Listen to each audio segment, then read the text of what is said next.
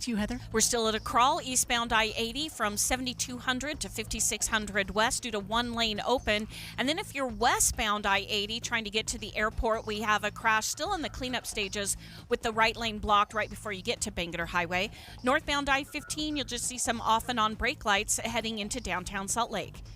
Len. In Weber and Davis counties, we're looking pretty good as you make your way to Weber Canyon on I-84. No problems making your way up to Mountain Green or Trappers Loop up to the lake up there in Huntsville, as well as making your way up Ogden Canyon. Little slowing on US 89 as you make your way off of Harrison Boulevard toward I-84. Eric? Got one crash reported on I-80 about a dozen miles east of Wendover, and must be pretty serious because both directions are closed down. At least that's the reports. I-15 Utah County, not bad, northbound from Provo to the county line. Use Superior Water and Air for all your HVAC and plumbing needs. Call 974-9090 or visit superiorwaterandair.com. Superior Water and Eric Butler in the KSL Traffic Center. It's going to be another hot one today, 98 for a high, 100 tomorrow. Then we get a chance of showers moving in Wednesday and Thursday, but we'll stay in the 90s. Right now, sunshine and 84 degrees downtown.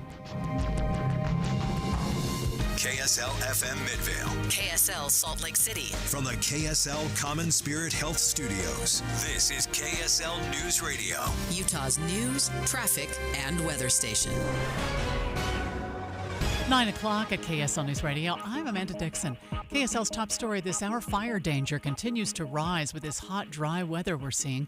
Just this weekend, we saw several new fires break out. We saw two small fires break out here in the Wasatch Front, one in West Valley City that was potentially started by a shorted power line, as well as a 2-acre field fire that threatened homes in Harriman. Officials say that one was caused by a down power line. Both of those fires are now out, as is a roughly 5-acre fire that broke out in Sevier County. The crews are still working to knock down a fire in Beaver County that's already burned more than 2,300 acres. Southwest Utah is already under new fire restrictions. You can find a full list of those on KSLNewsRadio.com. Adam Small, KSL News Radio. Thousands of Xfinity customers are experiencing Wi-Fi outages across the country, including here in Utah.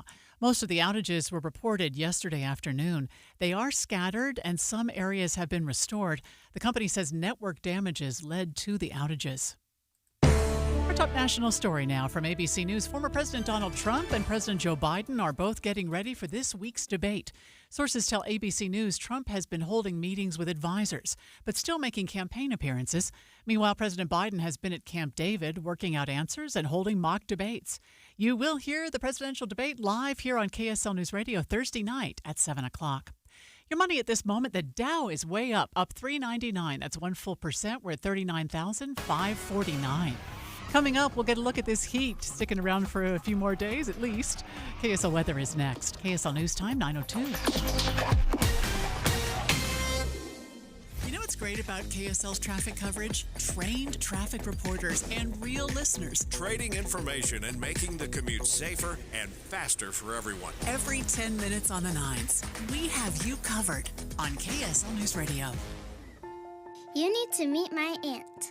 Her name is Rochelle Morris, and she's running for Salt Lake County Council. She's super smart, and she really cares about people. She wants Salt Lake County to be a great place for kids. That means safe parks, safe streets, good rec centers, and making sure taxes go down instead of up. Go to voterochellemorris.com to learn more. Thanks, Zoe and Tilly. I'm Rochelle Morris, and I'm running to make Salt Lake County work better for all of us.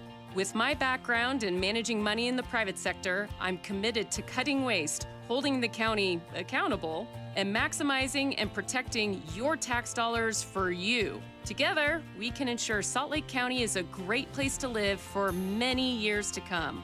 I'm Rochelle Morris, and I approve this message. Learn more at voterochellemorris.com. That's voterochellemorris.com. Paid for by Rochelle Morris for Salt Lake County Council. As CEO, CTO, COO, or anyone who owns or operates a company, you've got plenty of titles and, of course, grand ideas. What you may be short on is time and qualified personnel to bring that next big idea to life. Meet DevSimplify. The team, the experience, and the expertise to bring custom software and apps to life. DevSimplify specializes in building market-ready software, from SaaS, mobile and web apps, to custom e-commerce and system integrations. DevSimplify handles design, development, branding, even the big launch, collaborating with your existing brilliant team or managing the project all the way from start to finish. The experts at DevSimplify know just how complex and time-consuming developing software can be.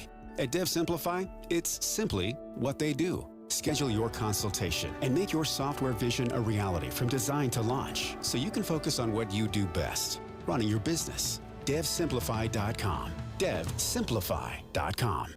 The fight to defeat the swamp, defend our constitutional liberties, and put America first starts in Utah with conservative outsider Trent Staggs. As mayor of Riverton, Staggs stood up to Rhino Mitt Romney, fought against unconstitutional government COVID lockdowns and mandates, and Staggs was the first candidate to endorse President Donald Trump. Now, conservative Trent Staggs will continue to defend our conservative values by taking the fight to Washington, D.C. and defeating the swamp. In Congress, Staggs will partner with fellow conservative Rand Paul to protect our constitutional liberties, end taxpayer-funded handouts to Ukraine, secure our border, and deport illegal aliens. That's why Trent Staggs has earned President Trump and Senator Rand Paul's complete and total endorsement. A proven conservative, taking the fight to the Washington swamp. Trent Staggs for U.S. Senate. Protect Freedom PAC paid for and is responsible for the content of this advertising. Not authorized by any candidate or candidates committee. www.protectfreedompac.com. Traffic and weather together brought to you by Sinclair's DinoPay app. Save up to 20 cents per gallon. And here's Len Thomas. Oh, we're looking at a couple of interesting things here. A little slow traffic northbound I-15 in the valley from Midvale just into Murray. And then you still got that slowing that's eastbound I-80 making your way toward 5600 west and a crash way out in the desert. A couple of them actually out near Wendover. One is, it looks like it's about 12 miles east of Wendover. And then another one, SR-73, which is near here, a few miles from Tooele. That has that difficult to maneuver through as well. Does your, excuse me very much here, start your summer drive with a new auto loan from Cypress Credit Union and enjoy competitive rates and flexible items. Visit cypresscu.com or ask for Cypress at the dealership. Len Thomas in the KSL Traffic Center. Today will be sunny with a high of 98 degrees, up to 100 tomorrow, and a chance of rain moving in on Wednesday. Right now, it's 84 degrees. I'm Amanda Dixon from the KSL Common Spirit Health Studios. Listen online at kslnewsradio.com. We're Utah's news, traffic, and weather station. Dave and Dujanovic, your morning companions for talk, analysis, and key perspectives on Utah's biggest stories on KSL News Radio. Well, it is a big week politically. Primary election day is tomorrow. We'll start getting results almost immediately after the polls close. And they'll be trickling in over the next few days. And, of course, the presidential debate as well this week.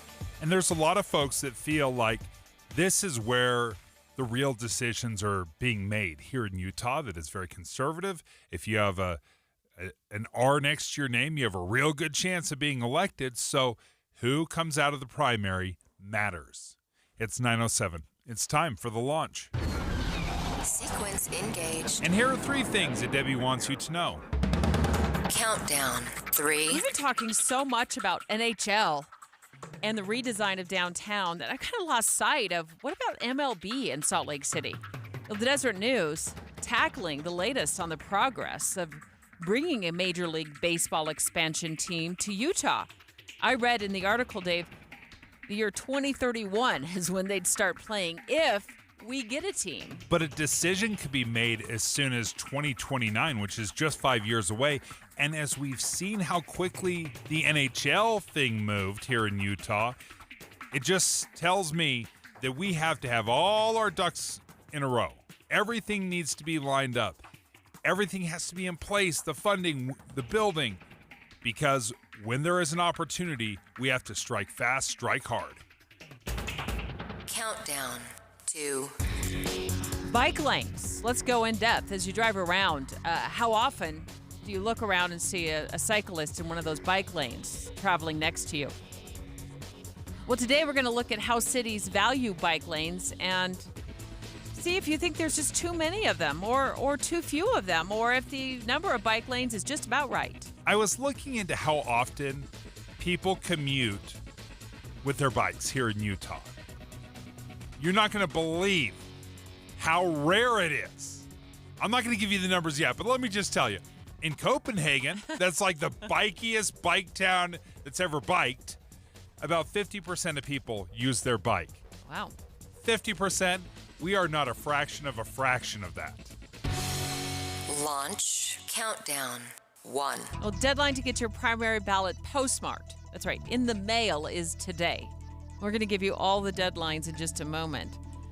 So here's the breakdown of today's show. At 10:05, we're going to ask Leah Murray of KSL at Night, also the director of the Walker Institute of Politics at Weber State University, what issues are voters leaning into as they choose their candidates in the primary. But our top story is turnout with 1 day to go to the deadline. So far tracking at 15% in Utah County, 20% in Salt Lake County. Dave, your county is at 25%.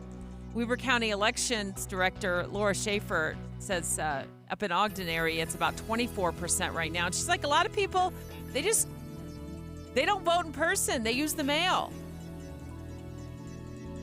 Oh, I can't get that audio to play. I absolutely don't vote in person, but I never actually fill out my ballot and put it in the mail. I always drop it off because I love to procrastinate.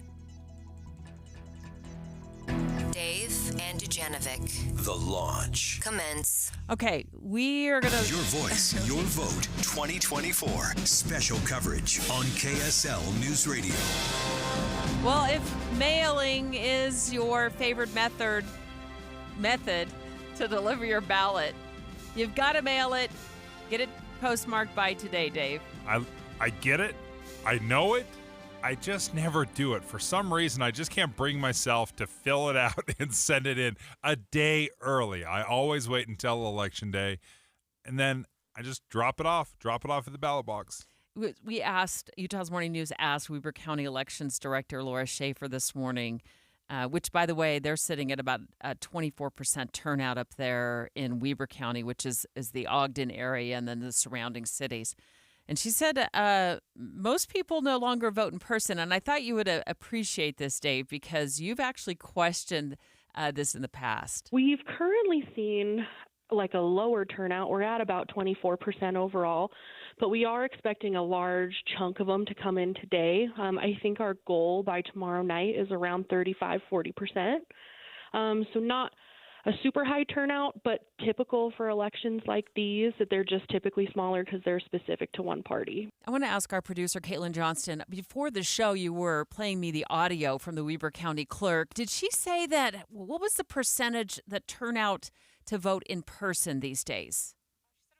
She said it was about 2% is what Caitlin said. And I wonder if it's even worth it anymore to keep all these polling places open, where you can actually show up, you get your ballot, you sign it, because there's still a lot of people like myself that vote on voting day, but all I do is just drop it off. I don't actually go stand in line and get my ballot and stand in the cubicle and fill everything out. Those days, I haven't done that for so long, I can't even remember back that far. But that being said, whether you want to put it in your mailbox, that has to be today, or if you want to drop it off, you can do that tomorrow. No, after the primary, depending on who gets out of the primary, they will face off the other party's candidate of choice in the general election. Voter turnout right now is hovering, I want to say, just along the Wasatch Front. If you take just averaging about 20%. So you go over to Tooele County, it's 18%. Utah County is at 15%. Wasatch County, kind of up by Park City on the backside of Park City, it's at 15%. Summit County, which is Park City and the surrounding cities there, is at 21%. And what we're going to find out in just a moment from Lanny Chapman, the Salt Lake County clerk. And by the way, Salt Lake County is inching toward 21% turnout.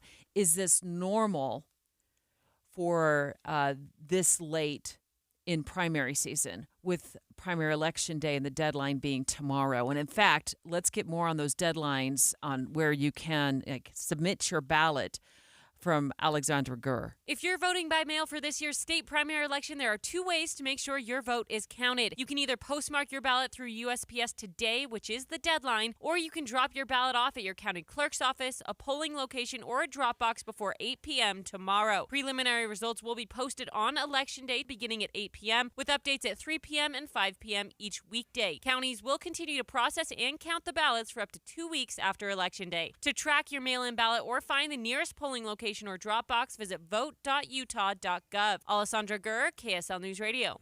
It's very easy, I think, to complain about politicians. We don't like our candidates. We don't like this. We don't like that. They stay too long. This is where you can change things up. The primary election, if you don't like your politician that gets elected every single November, you can make a change. It's easier to make a change right now during primary season in June than it is in November. Because the turnout is so low, you don't quite need as many votes. So if you have a really good candidate, you have a good groundswell, grassroots push, you can get an incumbent booted out. Straight ahead, let's ask the Salt Lake County clerk, is about 20% normal this close to the primary ballot deadline? Dave and Dujanovic. You know KSL is the only news radio for your car, right? The only news radio for your smart speaker. Come here in the morning. It's the latest news and traffic. In the afternoon, news and updated weather. We have you covered at KSL News Radio. Hello, I'm former Governor Gary Herbert. I've known Spencer Cox for over 15 years. His commitment to Utah and to our future is unmatched. In his first term, he passed record tax cuts while increasing teachers' salaries and funding for education. Now more than ever, we need a strong, principled, conservative leadership in this state. I trust Spencer Cox completely. Vote to keep Utah strong. Re-elect Spencer Cox as governor. Paid for by friends of Spencer Cox.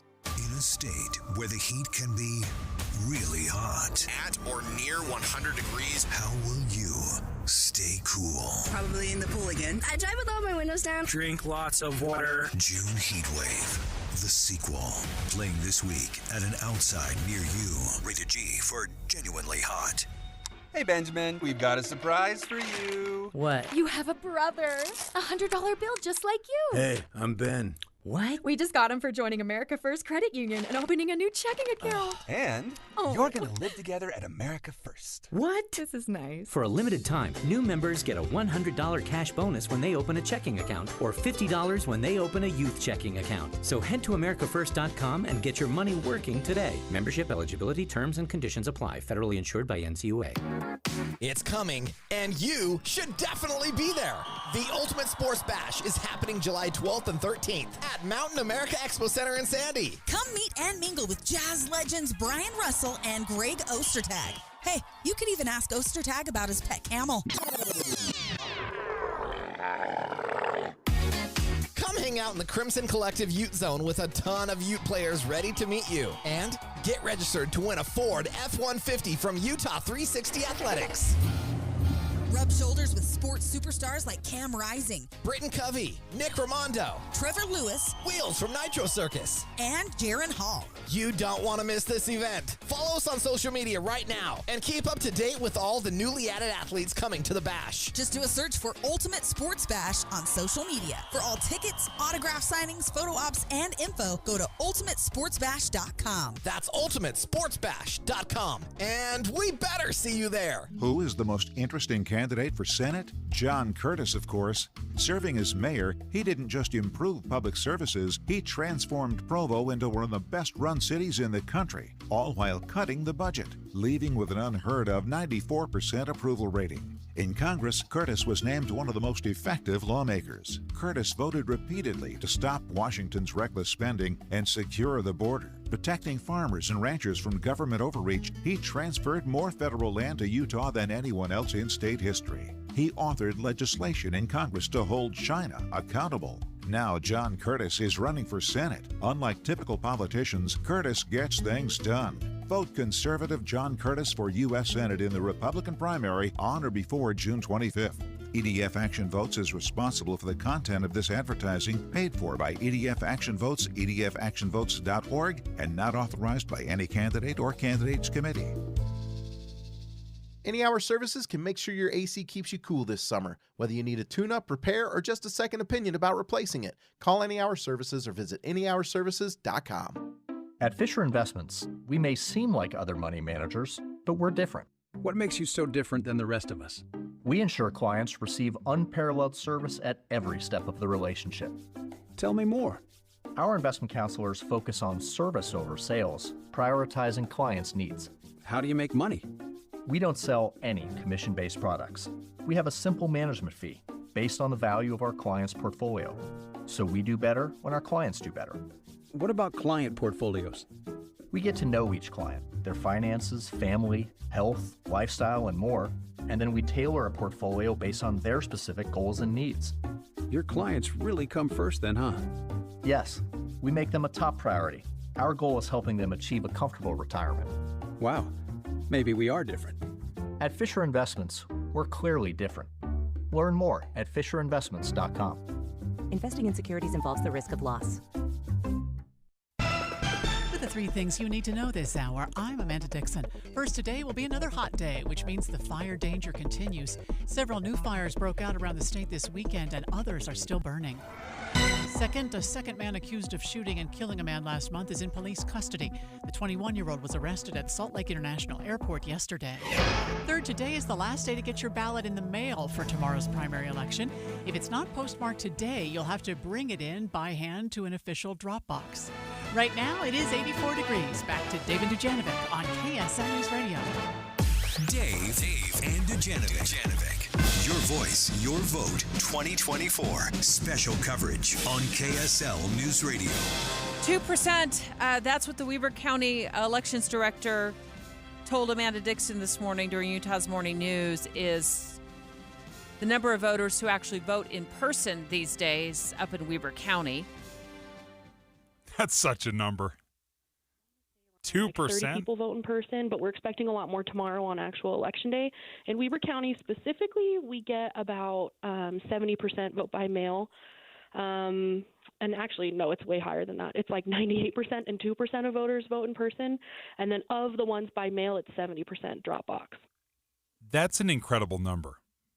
I think what it does more than anything, it sends me a message that says we are completely and totally comfortable with getting our ballot in the mail, filling it out, and either mailing it, dropping it off. What we don't want to do is actually show up, get our printout, fill it out, and then call it good. If you're going to mail it to the U.S. Postal Service, you got to get it postmarked by today. Needs to be postmarked one day before the primary election day, and the primary election deadline is tomorrow. You can do it by Dropbox tomorrow. You can go to the county clerk's office tomorrow. But if you're going to get it in, you got to hustle. 20%, 21%-ish turnout right now in Salt Lake County. Davis County, Dave, where you live, is doing a little better at 25%. Utah County, not quite at 15% according to the latest numbers that we're looking at. Yeah. Is Lanny Chapman with us right now? Hi, Lanny, I got to ask you. Salt Lake County Clerk Lanny Chapman live on the phone. Lanny, how are things going Hey, in Salt Lake County right now? You know, we're picking up today. We're seeing a lot of ballots in the drop boxes, so I'm encouraged that those percentages will go up, and up between now and tomorrow at 8 p.m. Is 21% about this late, this close to a primary election day? Is that pretty normal, Annie? You know, it's lower than what we've seen in 2020 during the primary, or even 2022 during that primary. But, voter habits have changed a bit. I think people are seeing a lot more contests, especially on the Republican ballot. So they're taking their time. They're doing their due diligence and waiting till today, or this past weekend, today, tomorrow, to cast those ballots, get them into our drop boxes, to make sure that their voices are heard. Now, you talk about habits and vote by mail or vote by Dropbox.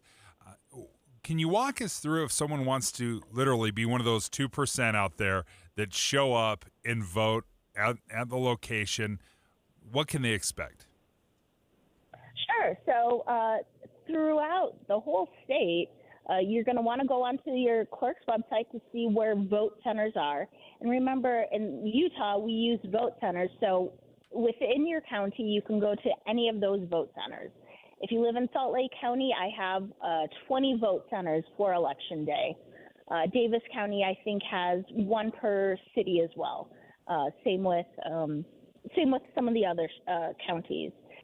You'll go. You need to have a valid picture ID, and you can cast your ballot. If you're one of those people who need to do same-day registration, you'll need to not only have that ID, but you're going to have proof of residency. So that could be a utility bill, a bank statement, something with your name on it, with the address where you reside. Lanny Chapman is the Salt Lake County clerk. She's joining the show, of course, because this is a big week. It is primary election week. Tomorrow is primary election day. Ballots are due by tomorrow. You have to have them postmarked if you choose to mail them in by today. And then, of course, you can drop them off at the clerk's office or you can drop them off at a drop box. We have a lot more information as well, Lanny, at kslnewsradio.com and links for people that might need some help in finding a ballot box to drop off. I want to go back to the data right now. You said they're doing their due diligence in terms of, researching the candidates, but it also feels like this is getting pretty close to the deadline. So how low are these numbers compared to years past? So in 2022, we had about 44% of the eligible voters participate. In 2020, it was about 50% of the eligible voters participated in those primaries. Right now, we're sitting at 21% as of Friday. With the ballots that we're getting in today, I have no doubt we'll get up to 25%. It's a lot lower than we anticipated, what I would like to plead with everybody is if you have one of those yellow ballots sitting on your coffee table, make sure you fill it out and take it to any one of our 28 Dropbox locations on your way home tonight or tomorrow morning on your way to work. Just drop it off. Make sure your voice is heard. So, sorry, Lanny, that kind of caught me off guard a little bit. So turnout in previous primaries was up to 50%, and you're hoping to get to be at 25% right now?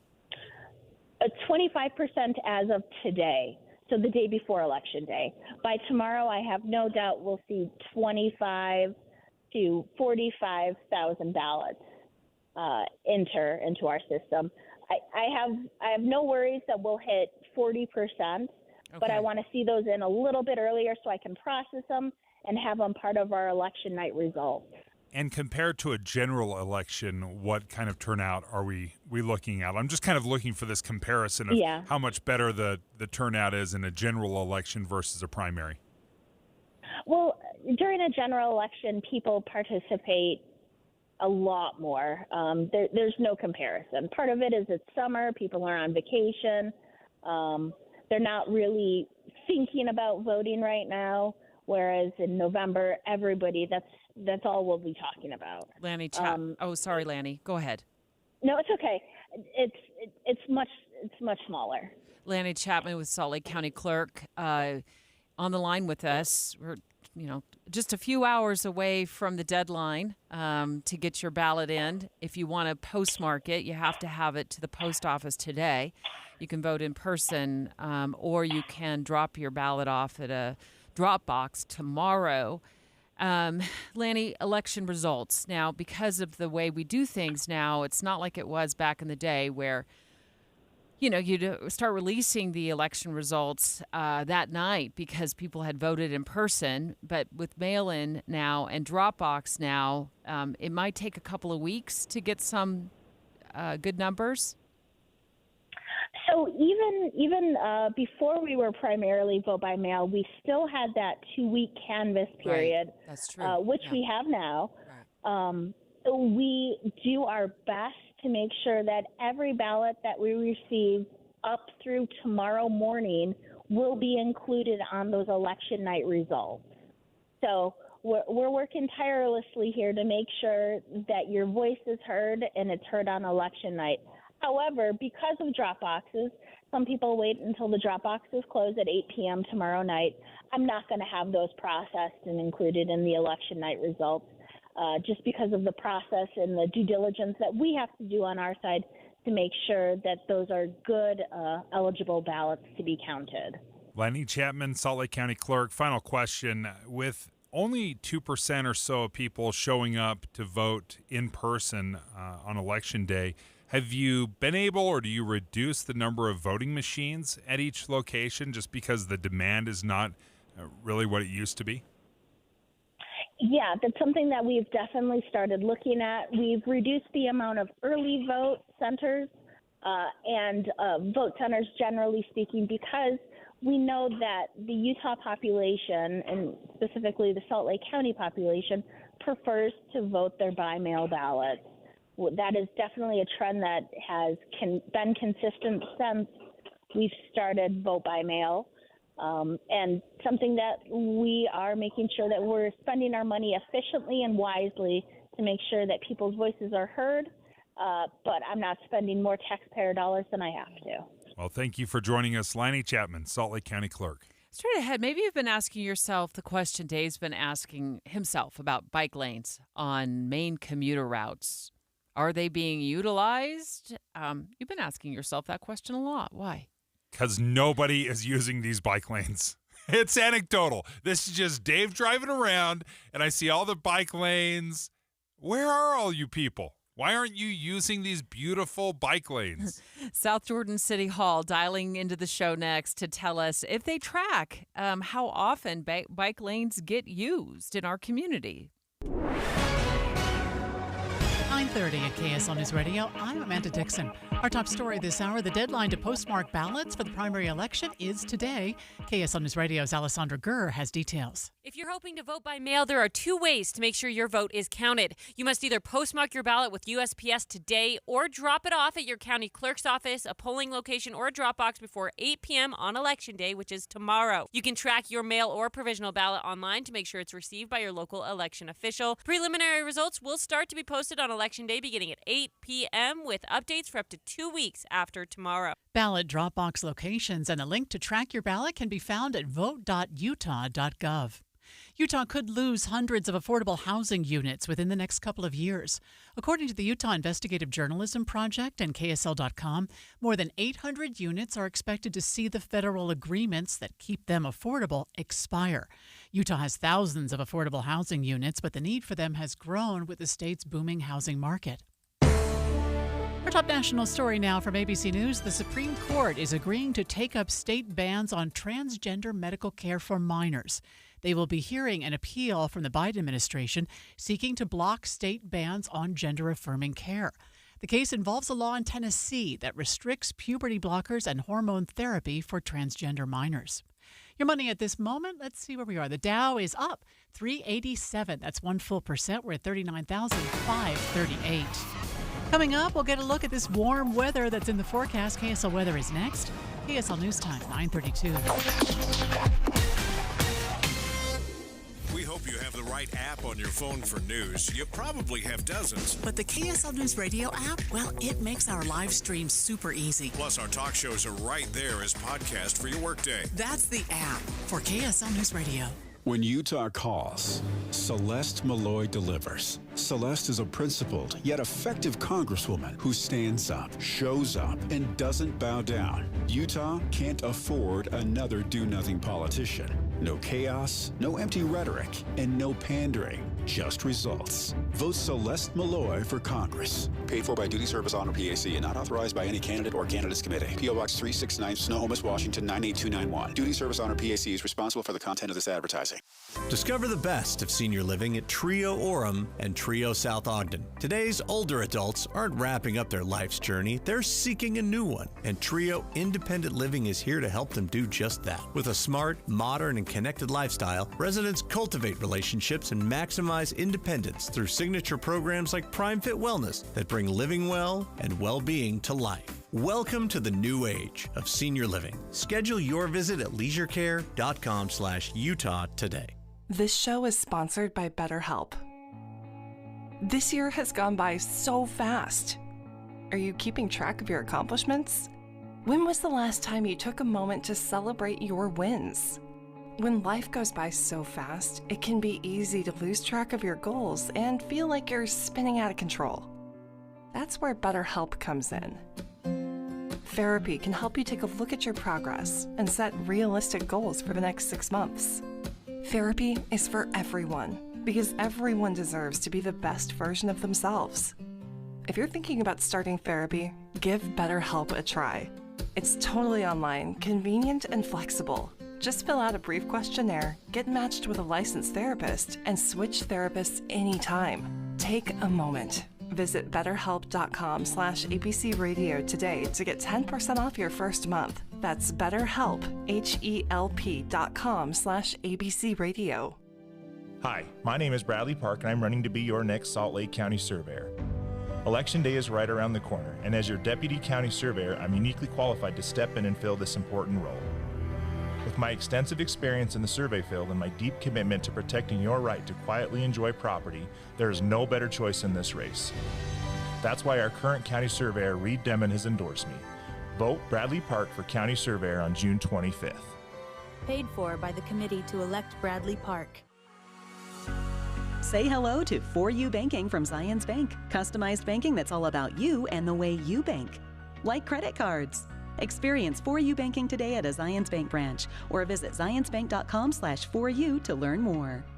Credit card accounts are subject to credit approval. Certain terms, conditions, and restrictions apply. See the Consumer Credit Card Agreement and Disclosure Statement for more details. Offers are available for new credit card accounts only and subject to change at any time. A division of Zions Bank Corporation, N.A. member FDIC. Traffic and weather together brought to you by Sinclair's Dino Pay app. Save up to 20 cents per gallon. And here's Len Thomas. We're looking at the Mountain View corridor. It looks like some lane restrictions constricting traffic toward 5400 south and the crash eastbound I-80 at 7200 west on the left shoulder. And in Tooele County, both directions of Highway 73 are closed south of Tooele. Sources report that this is due to a semi that wrecked and is leaking fuel and tar material. That's shutting down the highway near Fairfield and close to Utah County. Also, they've closed the highway up there by Highway 36 on SR 73. Start your summer drive with a new auto loan from Cypress Credit Union and enjoy competitive rates and flexible terms. Visit cypresscu.com or ask for Cypress at the dealership. Len Thomas in the KSL Traffic Center. We do have an excessive heat warning in effect for the Wasatch Front through 11 p.m. tomorrow. Today's high should be 98 degrees, up to 100 tomorrow, with a chance of rain moving in on Wednesday. Right now it's 88 degrees. I'm Amanda Dixon from the KSL Common Spirit Health Studios. Listen online at kslnewsradio.com. We're Utah's news, traffic, and weather station. Dave and Dujanovic, your morning companions for talk, analysis, and key perspectives on Utah's biggest stories on KSL News Radio. If you're driving around right now and you happen to be on a commuter route where there's a bike lane, is there anybody cycling, pedaling in that bike lane? We're going to take an in-depth look right now on how effective these bike lanes are and how used or underutilized they are. I want to know what Goldilocks is, right? Because right now, skies are blue. It's a beautiful day. It's a perfect time to ride your bike. I get it. If you don't want to commute into work on January 9th, yeah, it's ice cold. You're going to be ice skating to work. I totally get that. But these bike lanes, they're not seasonal. They're not here just for the 3 months when the weather is beautiful. This is year-around that we have bike lanes. So I want to know from cities, how do you determine the right amount of bike lanes? You know, how often are they being used? Because right now, it feels like ghost town bike lanes right now. In a moment, we'll talk to the city of South Jordan. I live out there, so I have noticed a number of bike lanes. I particularly notice cyclists on Mountain View Corridor, which is, one of the main, I will say, thoroughfares out, on the very west, kind of hugs the west side of the valley. And I get a little concerned about people cycling on, a pretty fast road. Oh, is it right alongside? Mm-hmm. It's right on. Like 50, 60 miles an hour? Mm-hmm. Wow. Mm-hmm. I didn't realize that was out there. Yeah, but I really like that cities are leaning into this, and I'm hopeful that more people will start using them. Okay, so I found some interesting numbers from Axios. Axios has done some research on this, and let me compare it to countries that love biking. Let's look at Copenhagen. 49% of folks ride their bike to work. 49%. If you're looking at Amsterdam, another place where biking is prolific, 35% of folks.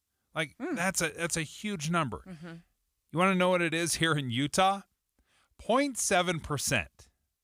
So out of 150 people that commute into work, only one of them is using their bike. So do we really need the bike lanes? Say that again.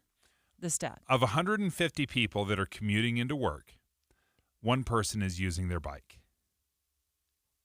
I'm interested to pick your brain in just a moment on why you think that is. Like, why don't you cycle into work? Yeah, I'm 25 miles out. That's a 50-mile bike ride every day. Hi, Rachel. Hey, Debbie, how's it going? Good. Rachel Van Cleve, South Jordan City spokesperson. Thank you so much for joining. Dave seems to be the Debbie Downer of this conversation, so maybe you can help us out. First of all, do you guys track? Does the city track how often the bike lanes in the South Jordan area are being used, Rachel? So the quick answer is yes and no. So we do have access to data that is really helpful. However, it's broad data. So are you familiar with the app Strava? Oh, I don't No, know. I've never heard of this. Sounds like a constellation. Oh, you've never heard of Strava? No. So Strava is an app people use for, running, biking. A lot of cyclists use it, actually, to track. It's just it's another active tracking app, right? You can do it for any physical activity. So actually quite a few cyclists use it. And based on the numbers UDOT has about general transportation, about 30% of users use Strava. And so as a city, we're able to use Strava Metro, which is city-oriented data. It's very broad, like it shows us heat maps of how things are used throughout the city.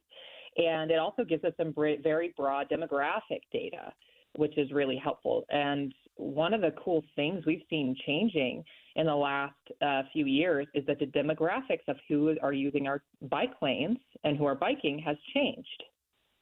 What are we seeing? We owe that to e-bikes.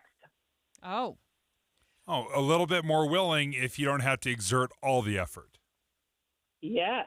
Yeah. So we're actually seeing increased uses of the bike lane. So there's more demand, and a lot of that is due to e-bikes. And the demographics are changing, and that e-bikes are for people that may not be able to physically exert themselves quite as much.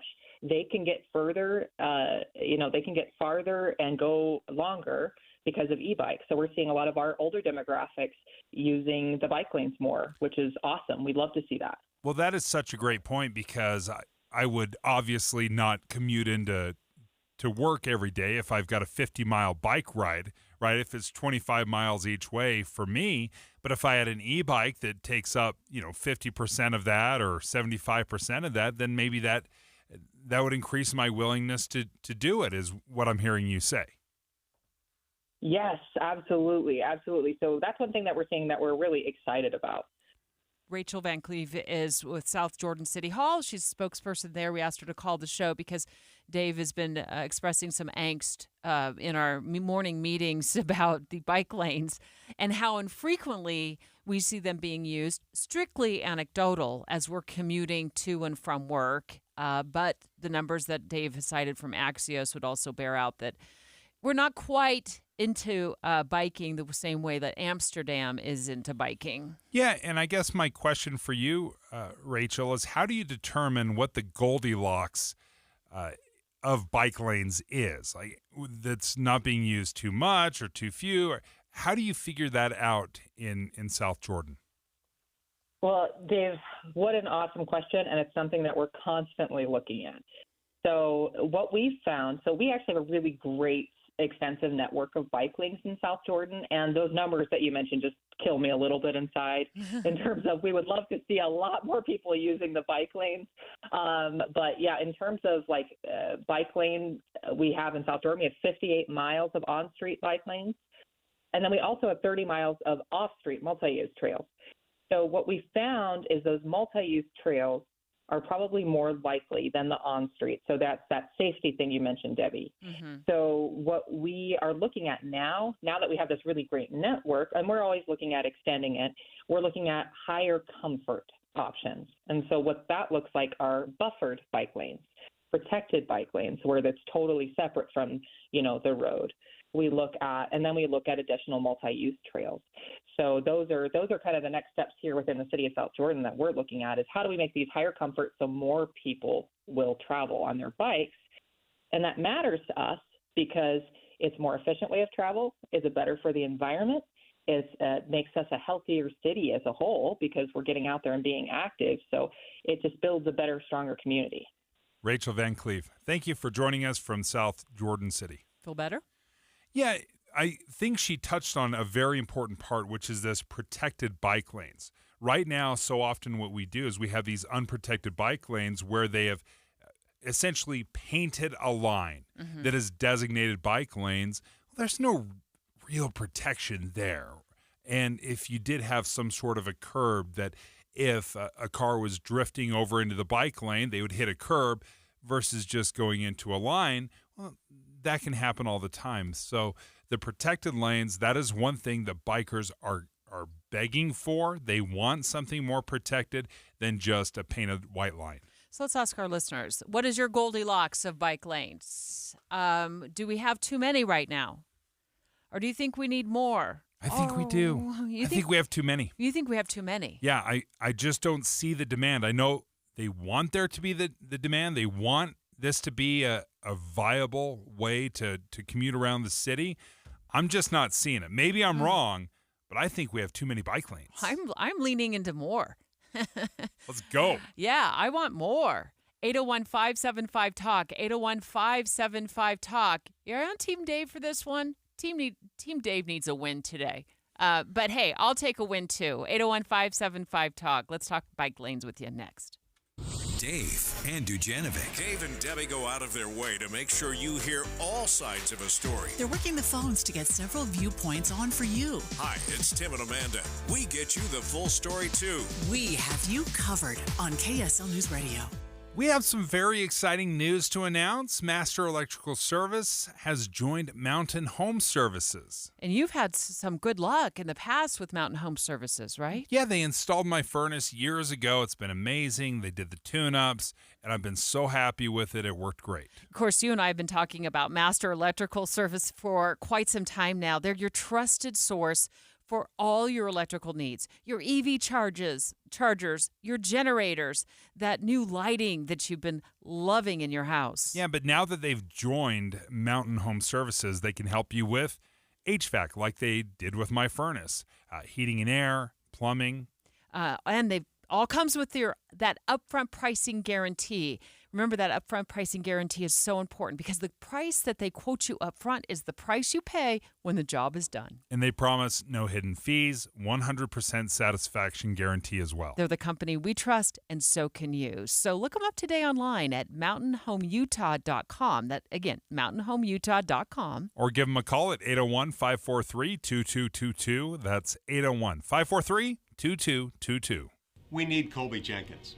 His commitment to the Constitution, fiscal responsibility, limited government, and individual liberty make him the best candidate to represent Utah's values in Washington. The problem in Washington isn't just Democrats. Half of the Republicans in Congress vote for deficit spending, endless wars, and unconstitutional mandates. That's why we need better Republicans, like Colby Jenkins. Paid for by the Constitutional Conservatives Fund PAC, not authorized by any candidate or candidates committee. Hello, I'm former Governor Gary Herbert. I've known Spencer Cox for over 15 years. His commitment to Utah and to our future is unmatched. In his first term, he passed record tax cuts while increasing teachers' salaries and funding for education. Now more than ever, we need a strong, principled, conservative leadership in this state. I trust Spencer Cox completely. Vote to keep Utah strong. re-elect Spencer Cox as governor. Paid for by friends of Spencer Cox. Sign up for KSL text alerts and you could win cash. Text the word cash to 57500 for a chance to win $250. That's cash to 57500. Plus, you'll get breaking news and traffic updates right to your phone. Want to win more prizes? Text contest to 57500. Jazz fans, text the word jazz for breaking Utah Jazz news. And Cougar fans, text BYU to 57500 for the latest on the Cougars. Message and data rates may apply. For an alternate entry method and complete contest rules, go to KSLNewsRadio.com. The best things in life, they come in twos. 2 scoops of ice cream, 2 tacos. And now for a limited time, get our best deal of the year. Buy any phone when you switch to Consumer Cellular and get 2 months of service free. That's right, the same fast, reliable nationwide coverage as Big Wireless, now with 2 months free. Proof the best things in life really do come in twos. Visit ConsumerCellular.com or call 1-888-FREEDOM. Second and third month of monthly base service fee waived for new customers with the purchase of a phone and activation by July 31st, 2024. Taxes, fees, and third-party charges will apply. See website for additional details. Get in zone, AutoZone. Welcome to AutoZone. What are you working on today? On America's birthday weekend? Why not stop by America's #1 brakes destination?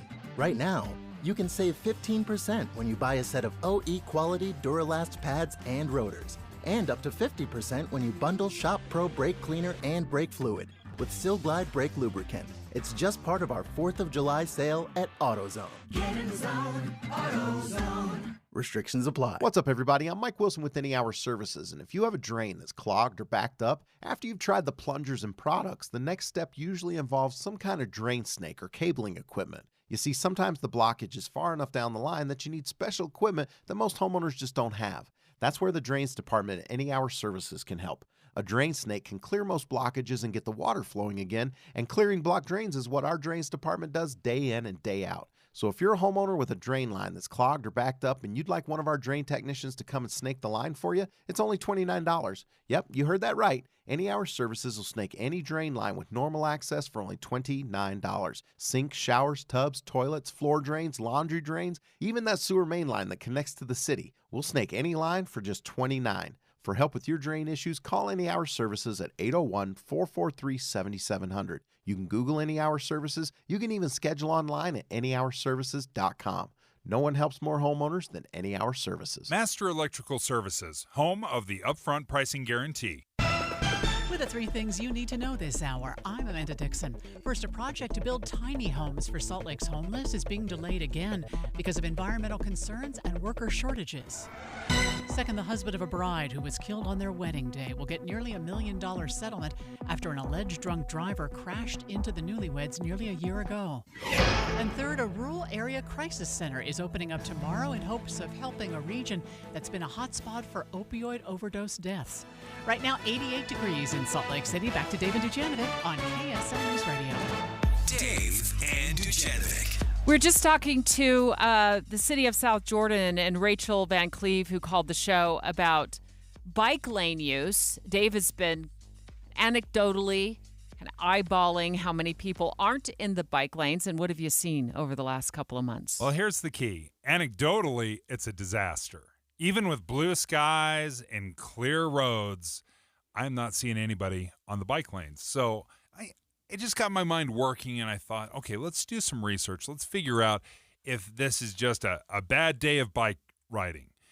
But I looked into an article by Axios, and Axios looked into U.S. Census data so they could figure out how many people are commuting into work using bikes. For comparison, let me use the greatest city in the world when it comes to bike riding, and that's Copenhagen. About half of people ride their bikes to work. 1 out of 2. That is an incredible number. So that's the goal, I guess, for some people. Here in Utah, 0.7%. Out of every 150 people out there commuting into work, only one of them rides their bike. We spoke with Rachel Van Cleve with South Jordan City Hall just moments ago, and she said e-bikes are really changing the landscape, though. More people are leaning into using the bike lanes because of e-bikes, and they measure this, and they know this because of this app. They pull data from this app called Strava. City-oriented data. It's very broad. Like, it shows us heat maps of how things are used throughout the city. And it also gives us some very broad demographic data, which is really helpful. And one of the cool things we've seen changing in the last few years is that the demographics of who are using our bike lanes and who are biking has changed. And we owe that to e-bikes. In South Jordan, she said they have 58 miles of bike lanes. 58 miles worth. So is that too many? Too few? And they're looking at buffering more of those bike lanes to protect them from cars going by. And I think that would increase the use. It certainly would make me feel safer biking. I don't think I would bike all the way to work, but I would certainly bike to like the grocery store. Because right now, most of them just have a bike lane with a painted white line. But if there was a curb, maybe you'd feel more safe. We're taking your phone calls. Curtis in Clearfield, what do you think? Curtis, you with us? Yeah, right. Sorry about that. No worries. I think it's the warm fuzzy. You know, we think, if they're not using them, just build a bunch more. But people aren't commuting using them; they use them by their homes. I think recreational, more bike areas, biking spots, recreational areas where people want to bike. And let's get rid of more of them that are in the commuting areas that they're not using. Thanks for your phone call. Thanks for your phone call, Curtis. Appreciate it. Jake in Ogden, what do you think about bike lanes? Do we need more? Do we have just the right amount? Or are you like Dave? Maybe not anymore. Well, I commute from Hill Air Force Base to Plain City, so it's about 20 miles, and I have about 10 miles that there's no bike lanes for me to follow. And so getting off base to the rail trail is always like the worst part of my ride because it's just the most dangerous. We've had someone was killed last year under the bridge that I have to go under every day. I ride 4 times a week, so I usually take one day off. Well, you're a champ. You're a champ. Wow. So you want to see more bike lanes, Jake, it sounds like. Yeah, and I don't know necessarily more bike lanes, but a good path, like a protected bike lane to get to a good rail trail path or something like that. Yeah. Because we do have the rail trails, but we don't have a good way to get to the rail trails all the time. Well, that would make sense. Yeah, so you can actually drive or you can bike and cycle all the way there. Thanks so much for your phone call. And that is tricky because you almost need to treat it like a subway system where you have a few arteries that you have to get to, and then it's smooth sailing. But that's a lot of time, money, and effort put into something that, quite frankly, Utahns are not using. And I like Curtis's idea where let's stop focusing so much on riding your bikes here in the city and more recreationally and get up to the mountains if you want to do some of that. Let's go to Steve in Alpine. Steve, what do you think? I think we need more recreational bike lanes. I agree with what has been said. Commuting to work, I don't think is a good measure of whether we need bike lanes. I think we need them closer to home, and like it's being told, that we can get to the trails. For example, Murdoch Canal is a trail from the mouth of Provo Canyon that goes all the way to Jordan River, and it's dangerous from Alpine to that trail, but once you get on there, it's safe. So I think we need more, but with a focus on close to home and connecting to these trails that are being built along Jordan River, Murdoch Canal, and other places. Because right now, you essentially have to drive your bike to go play on your bike. Yeah. In the past, from my house to the Cedar Hills trailhead, I used to ride it, but I had so many near-death experiences, I needed to get a rack. So now I drive 15 minutes, then I bike another 30 miles, and then get back on, put it back on the rack and come home. Yeah, it's complicated, and we need to make it easier. Steve, thanks so much for your phone call. Mark in Midvale, you think we need more bike lanes? I'm with Dave on this one. I think there's too many already. Why? I actually work in South Jordan, and I see a lot of the bike lanes, and they're unprotected for one thing. And every time I'm driving around, I'm driving here 5 days a week, and there's nobody biking on them. I can't say nobody, but there's very, very seldom do I see someone biking in those lanes. And they're unprotected. Yeah. It's just a painted line, and that's not going to protect you. I mean, I like to bike recreationally, but I don't bike on roads. Yeah. I mean, it's just too dangerous. There's just too much risk, in my opinion. I mean, we saw where those young kids were out on a scooter or something, and they got hit by a car on 114 South. But they were in the bike lane, so that that shows you it doesn't offer any protection at all. And I don't.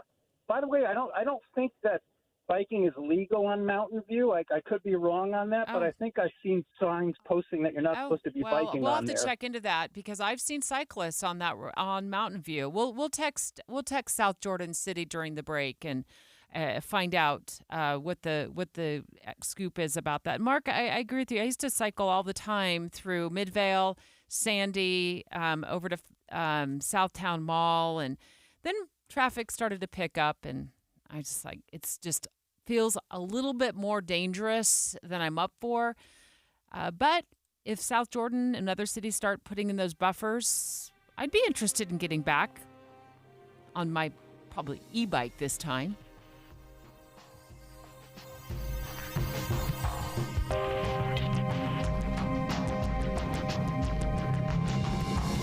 KSL FM Midvale. KSL Salt Lake City. From the KSL Common Spirit Health Studios, this is KSL News Radio. Utah's news, traffic, and weather station. It's 10 o'clock at KSL News Radio. I'm Dan Bonas. KSL's top story this hour, a village of tiny homes meant to help the homeless in Salt Lake City, facing more delays. KSL News Radio's Michael Commit has more. It's called the Other Side Village, and it's a plan to build an immersive community around 60 cottage houses meant to serve the chronically homeless. It's received widespread support from state and city leaders alike. But Village CEO Preston Cochran tells the Salt Lake Tribune they won't be able to open the doors on their first homes until later this year. This is because clean soil is being brought in for construction. The project has faced other delays since being approved in 2022. Our top national story this hour from ABC News. This year's federal budget deficit projected to hit $1.9 trillion. A report from the Congressional Budget Office says that's $400 billion more than initially predicted. KSL.com reports Utah Representative Blake Moore says this shows just how unsustainable President Biden's economic policies are. National debt currently sits at more than $34 trillion. Your money at this moment, the Dow Jones average up strongly today, 346 points right now, while the NASDAQ is down 33. And our KSL weather. Look for hot weather again today and tomorrow. That's next. KSL News Time 10:01. It's a priority for us at this station to bring you all sides of a story and to talk about the news fairly, completely. Get all the facts and be really aware. Utah's Morning News with us, Tim and Amanda. Weekday mornings 5 to 9 on KSL News Radio. 3 days only. Friday, Saturday, Sunday. Save thousands on hot tubs and swim spas. It's a major manufacturer's liquidation of hundreds of in-stock spas. Utah State Fair Park. Hot tubs discounted 40 to 80% to the lowest possible price, starting at $29.99. Free professional delivery. Take possession tomorrow, next week, next month, or next season. The Hot Tub and Swim Spa Sale. Utah State Fair Park. Shop over a dozen models of swim spas from 11 feet to over 19 feet. Swim spas offer low-impact exercise, active family fun, unsurpassed relaxation, and installation in one day. The Hot Tub and Swim Spa Sale. Everything must go. Free parking, free admission. You can't afford to miss this. It's a major manufacturer's liquidation of hundreds of in-stock spas. Friday, noon to 8 p.m. Saturday, 10 a.m. to 8 p.m. Sunday, 10 a.m. to 6 p.m. The Hot Tub and Swim Spa Sale. Utah State Fair Park. Visit hottubandswimspasale.com. And I said to myself, sit down, you're rocking the boat. Join Utah Festival Opera and Musical Theater July 5th through August 3rd for show-stopping performances in Logan. Professional performers from Broadway and all over bring you Andrew Lloyd Webber's Cats, the lively classic Guys and Dolls, the hilarious Anything Goes with spectacular tap dancing and music by Cole Porter, cult classic Little Shop of Horrors, and Puccini's opera Gianni Schicchi with its sequel Buoso's Ghost. Stop the commercial! I'm interrupting myself to tell you that Utah students K through 12 can get a free ticket to all Utah Festival performances this summer. Claim yours online now. Where was I? Oh, yeah. Cult classic Little Shop of Horrors and Puccini's opera Gianni Schicchi with its sequel Buoso's Ghost.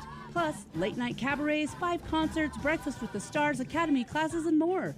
Tickets at utahfestival.org. utahfestival.org. Who is the most interesting candidate for Senate? John Curtis, of course. Serving as mayor, he didn't just improve public services, he transformed Provo into one of the best-run cities in the country, all while cutting the budget, leaving with an unheard of 94% approval rating. In Congress, Curtis was named one of the most effective lawmakers. Curtis voted repeatedly to stop Washington's reckless spending and secure the border. Protecting farmers and ranchers from government overreach, he transferred more federal land to Utah than anyone else in state history. He authored legislation in Congress to hold China accountable. Now John Curtis is running for Senate. Unlike typical politicians, Curtis gets things done. Vote conservative John Curtis for U.S. Senate in the Republican primary on or before June 25th. EDF Action Votes is responsible for the content of this advertising, paid for by EDF Action Votes, edfactionvotes.org, and not authorized by any candidate or candidates committee. Traffic and weather together, brought to you by Sinclair's DinoPay app. Save up to 20 cents per gallon. Here's Len Thomas. Oh, we just had a rollover crash, westbound rollover, heard it in the scanner, and Heather found it in the cameras there. It's a westbound rollover. It's I-80 in Sugar House between 1300 and 700 East. That's 1300 and 7th East. Also, we have eastbound I-80. It's closed if you're coming out of Tooele County at 7200 West due to a serious accident there. You can get on at 7200 West, but if you're coming in from Tooele County, you're not going to be able to you're going to be diverted off to 7200 West. Wasatch Front Businesses and Property Managers. GoPave Utah provides all asphalt repairs for your parking. For patching and paving along the Wasatch Front, contact GoPave Utah, gopavutah.com. Len Thomas in the KSL Traffic Center.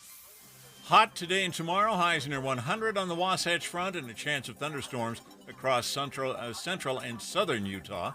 Temperatures will drop into the 80s by Friday. And right now we're at 88 degrees with sunny skies. I'm Dan Bomas from the KSL Common Spirit Health Studios. Listen online at kslnewsradio.com. We're Utah's news, traffic, and weather station. Dave and Dujanovic, your morning companions for talk, analysis, and key perspectives on Utah's biggest stories on KSL News Radio. With 1 day left until the deadline for primary ballots, Dave and I wanted to take a look at what is driving voters to the polls, like what issues are driving voters to the polls, or maybe there's some issues that are keeping voters away this year.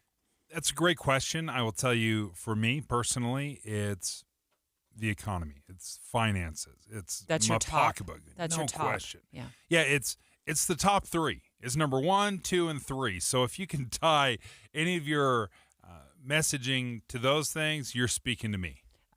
In fact, we're going to speak live with Leah Murray of KSL at Night. Hi, Leah.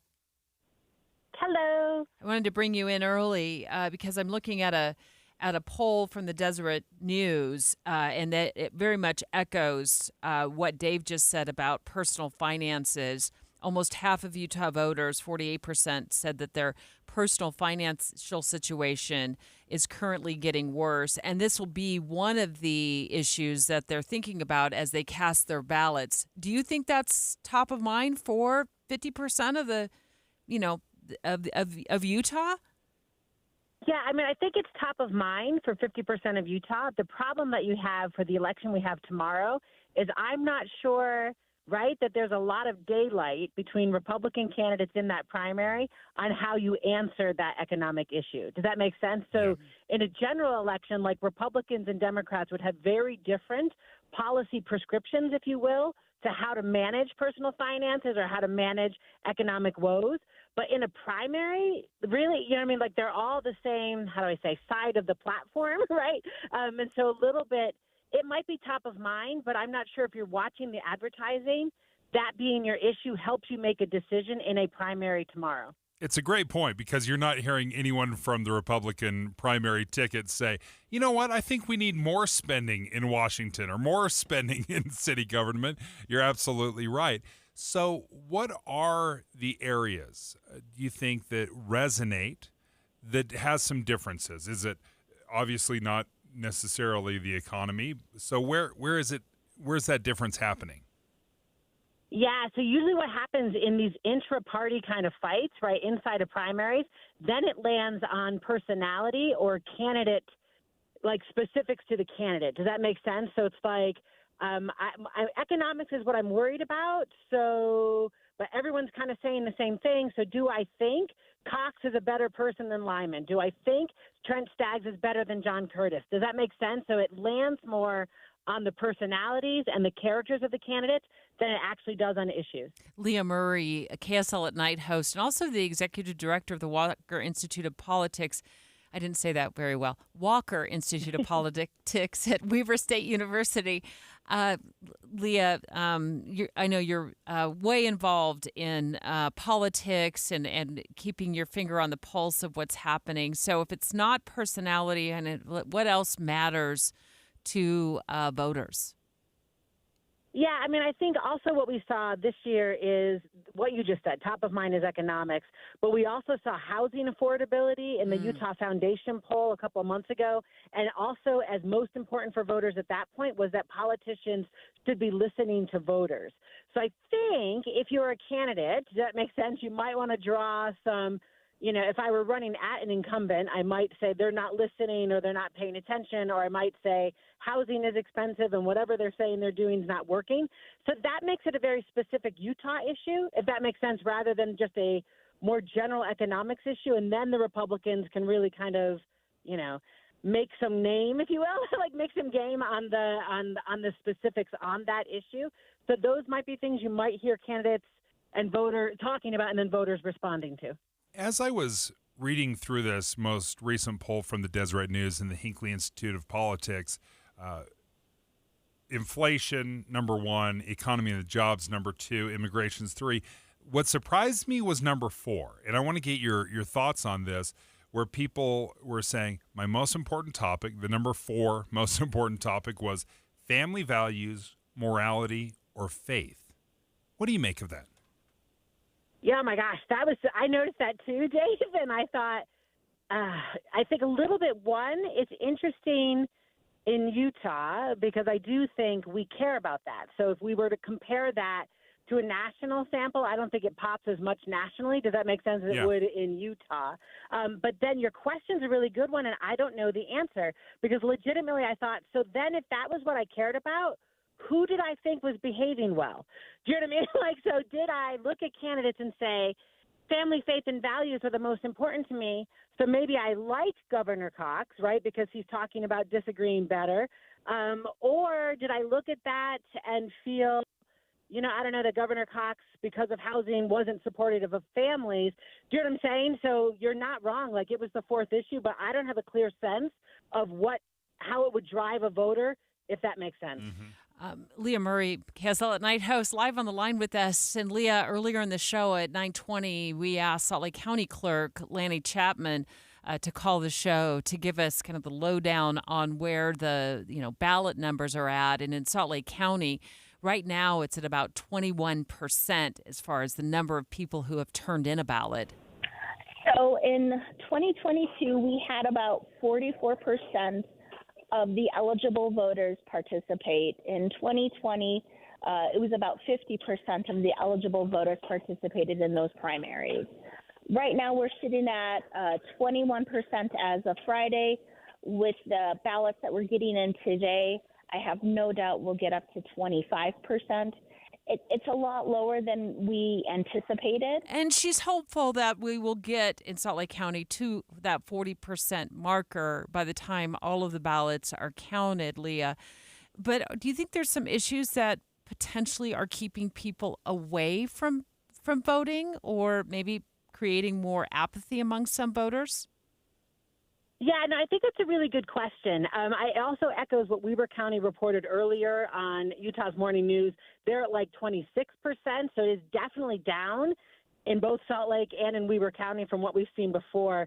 I'm just going to tell you, and it kind of contradicts what we talked about earlier with the economics. Generally, when voter turnout is low, it's not necessarily apathy. It's more like contentment. Does that make sense, Debbie? So your answer is like, everything's okay. So all else being equal, I don't really need to show up. Generally, we see voters coming if there's angst. Does that make sense? Or they're angry about things. So you're saying that could be an indicator that people are content. Yes. Ah. Yeah. Then that leads to incumbents maybe doing well. Does that make sense? Yeah. So if that's what I think's going on. Go ahead, Dave. I'm sorry. If the house isn't on fire, then we're like, I mean, it's got its quirks, it's got its things, but largely we're comfortable with it. I wonder if we've shot ourselves in the foot a little bit with how we handle primaries in this nation. You know when the general election is. It's the first Tuesday in November. It's very simple. It always has been. I mean, mostly.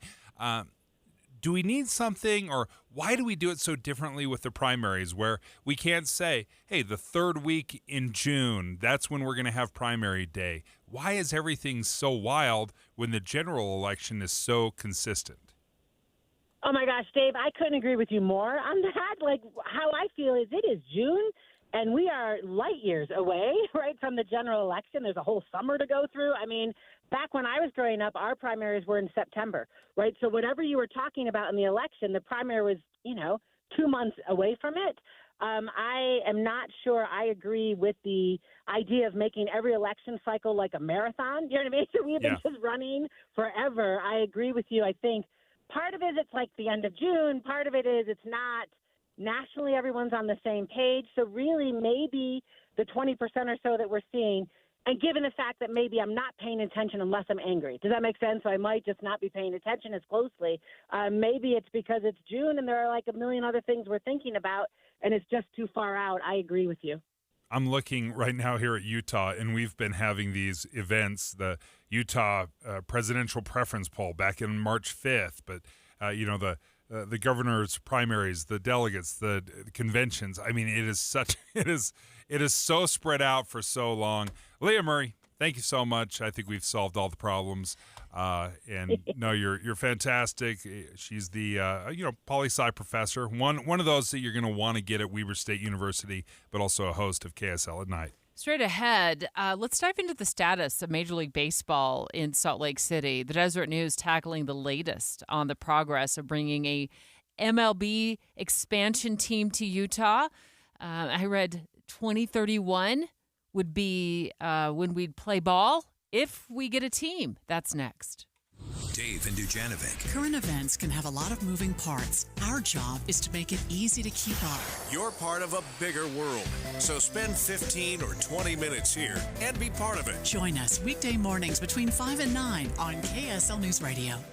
You've been working so hard to keep your lawn and garden looking good. Maybe it's time to make your home look incredible with new window frames and double-pane glass from Advanced Window Products. If you can imagine it, they can create it at their factory in Salt Lake City. Any style, any color, security enhancements to keep your family safe. All this and factory direct pricing. You're buying local and paying less. So seal up your home and reap the energy savings with Advanced Window Products, where they've been creating windows for 38 years. No subcontractors, they're not resellers. They build the windows, they install the windows, and they guarantee them for life. And right now at their summer special, get an extra $2,500 off on 10 windows or more. They offer 0% financing and even buy now, pay later. Busy season's just hitting. Call now. Advanced Window Products, $2,500 off. But you have to call 801-850-9100. That's 801-850-9100. Or go to advancedwindowsusa.com. It's an historic vote. It's time for guys like me to get out of the way and have the next generation step forward. This week, we learn results in races for Utah Governor, Attorney General, U.S. Senate, and Congress. Who takes the day and who leads into the future? Listen all this week. Your Voice, Your Vote 2024 on KSL News Radio. One of the things I've loved about Renaissance Ranch, and Debbie, you and I have talked about this for a long time now, is they involve the entire family in the healing process. If you have a loved one, a family member that is struggling with addiction. And Christine Dixon joins us right now. She's the Family Program Director at Renaissance Ranch. And can you expand on this a little bit, Christine, as why Renaissance Ranch is so unique? You bet, yeah, and thank you so much. The family program that we have offered to the public, so we're adding our 11th class. They are all online on Zoom. They are free for anyone who has a loved one who is struggling with addiction, affliction, mental health, substance abuse. They're 12-step based and educational based. So it's so helpful. I know I was a mother with 2 sons years ago with a heroin addiction, and it was the scariest, hardest thing I've ever done. So it's super helpful to have a resource where people can go. They can gather with others who are a little farther down the path and kind of start to learn what they can do, what's helpful versus what's hurtful. Christine, explain how the approach at Renaissance Ranch differs from other addiction treatment centers. Yeah, thanks so much. Yeah, there's so many great addiction treatment centers out there. I think we do everything that most everyone does. However, we're really strong on following the research in 2 areas. Number one is, yes, you want to have the family component. That's often the number one reason why people relapse, right? But 2, we're really heavy on 12-step. So the research recently with Harvard, Stanford, over 10,000 people question what keeps you sober today. It's 12-step communities. And we find with our third-party research outcome studies that we rate really, really high because we follow a line with that research. But we wanted the 12 steps along with all the cognitive and the behavioral therapies that are out there as well. If you don't mind sticking around, I would like to ask a little bit more about what kind of classes you offer, because that is so unique to Renaissance Ranch as something that you offer the community. It's free. It's online. You can find it at renaissanceranch.com. But when we return, Christine, 11 classes you said you're up to? We're adding our 11th class for divorced and blended families. That will start July 8th. Perfect. And you can find those at renaissanceranch.com. Yep. Common Spirit Health. Hospitals, clinics, and caregivers all connected to advance healthcare in Colorado, Kansas, and Utah. Healthcare with human kindness is here. Hello, human kindness. We need Colby Jenkins. His commitment to the Constitution, fiscal responsibility, limited government, and individual liberty make him the best candidate to represent Utah's values in Washington. The problem in Washington isn't just Democrats. Half of the Republicans in Congress vote for deficit spending, endless wars, and unconstitutional mandates. That's why we need better Republicans, like Colby Jenkins. Paid for by the Constitutional Conservatives Fund PAC. Not authorized by any candidate or candidates committee. With the 3 things you need to know this hour, I'm Dan Bonas. First, the village of tiny homes that was supposed to help address Salt Lake's ongoing problem with homelessness facing more delays. The risk of wildfires across the state increasing with high temperatures this week. And third, this year's federal deficit projected to reach $1.9 trillion, more than a third higher than earlier projections. 88 degrees and sunny in Salt Lake City. And back to Dave and Dujanovic on KSL News Radio. Dave and Dujanovic. We've been talking so much about NHL. Getting started here in Utah, playing in downtown Salt Lake, starting in the fall, that I'd kind of forgotten about Major League Baseball and the prospect of bringing an MLB team to Utah. Thankfully, the Desert News did not forget about this, and they just dropped an article, and we're gonna talk about what they've learned.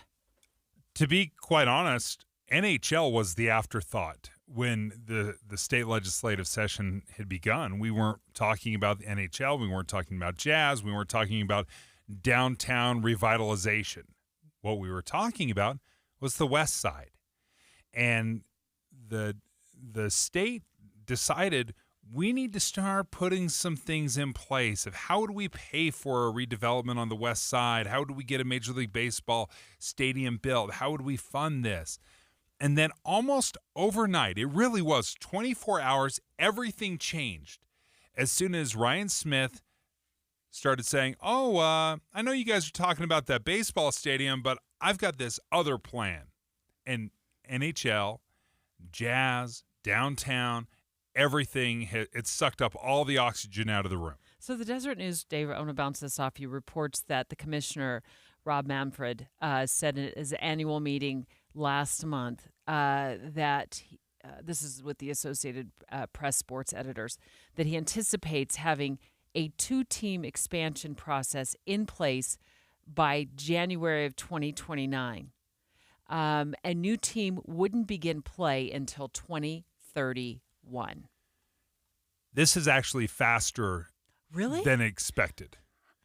I know it's hard to look at it and like say 5 years down the road. Molasses is running uphill for me with shoes of concrete on, running uphill, pushing molasses uphill. You think that's fast? Yeah, because Rob Manfred has been talking about expansion, but in such a, way down the road, in the 2030s at the earliest, we'd even start discussing it. The fact that he's starting to put some timelines on this, saying we're going to pick the teams by 2029, they'll be playing by 2031, that is several years earlier than he had indicated previously. Okay, so that's what we're looking at. Early 2030s. Gail Miller, of course, all in on this. Former owner of the Utah Jazz, has committed a lot of resources and effort to building a major league ballpark on the west side. You and I were live over there broadcasting a couple of months back across the street at the Fair Park. So if you kind of know this area, the Fair Park is basically right across the street. Smokestacks, that's the location it would be built on, right there, kind of off Redwood Road and North Temple. Friends and partners have joined together in a coalition to bring Major League sports, baseball, to Utah. And that's Gail addressing that announcement just a few months ago. And this is starting to move, I don't want to say quickly, but it's starting to move at least at a snail's pace. Your definition of quick and my definition of quick are not syncing this morning. I guess maybe because it just felt almost unattainable. It was so far in the future. We have the Olympics that we're dealing with in 2034. So the fact that we're talking about 2029, this is exciting. Again, there were two things that have changed since Rob Manfred has last talked about baseball and the possibilities of baseball being here in Utah or expansion. He said, we're not going to even talk about expansion until two things happen. Number one, we've got to figure out what's going on with the Tampa Bay Rays and the Oakland A's. Because until we figure out what's going on with those two franchises, we can't even consider expansion. Well, guess what's been resolved in the last 6 months? Both the Tampa Bay Rays and the Oakland A's. Tampa Bay signed a new deal. They're staying in Tampa Bay. Okay. They're golden. Oakland, and this was a big win, they went to Las Vegas, or they're moving to Las Vegas. The reason that's so important for Utah is we would never beat out Las Vegas for a team. If there was an expansion club that was coming out and it was between Salt Lake and Las Vegas, we don't have a chance.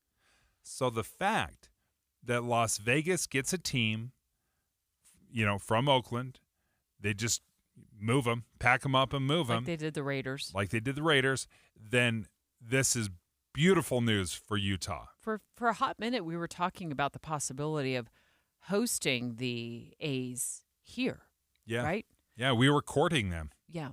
At least hosting them while their stadium was being built. Mm-hmm. But then they decided that they were going to play at a stadium in California. Yeah, Sacramento. So we aren't going to be hosting them after all. In the meantime, if you're getting kind of lost in the stadium shuffle here, we've got the NHL, the Coyotes going to play at the Delta Center starting in the fall. I think a little earlier maybe. They have some preseason games. Mm-hmm. And then we're talking now about the Major League Baseball stadium that's to be built on the west side of, downtown Salt Lake City. Not to be confused with where the Bees are going to be playing. They'll be moving the 13th South Stadium. Well, not moving it, but they're building a new one out in South Jordan, just down the street from where I live. So y'all be parking in my driveway, my tiny little driveway. We'll be all walking over there together starting in 2025 to watch the Salt Lake Bees play baseball out in South Jordan. Let's talk about the competition that we have with other cities to get a team. So this will be a 2-team expansion We think by the late 2020s, so 2029-ish, to start play in 2031. Nashville, Montreal, Charlotte, and Portland. Go.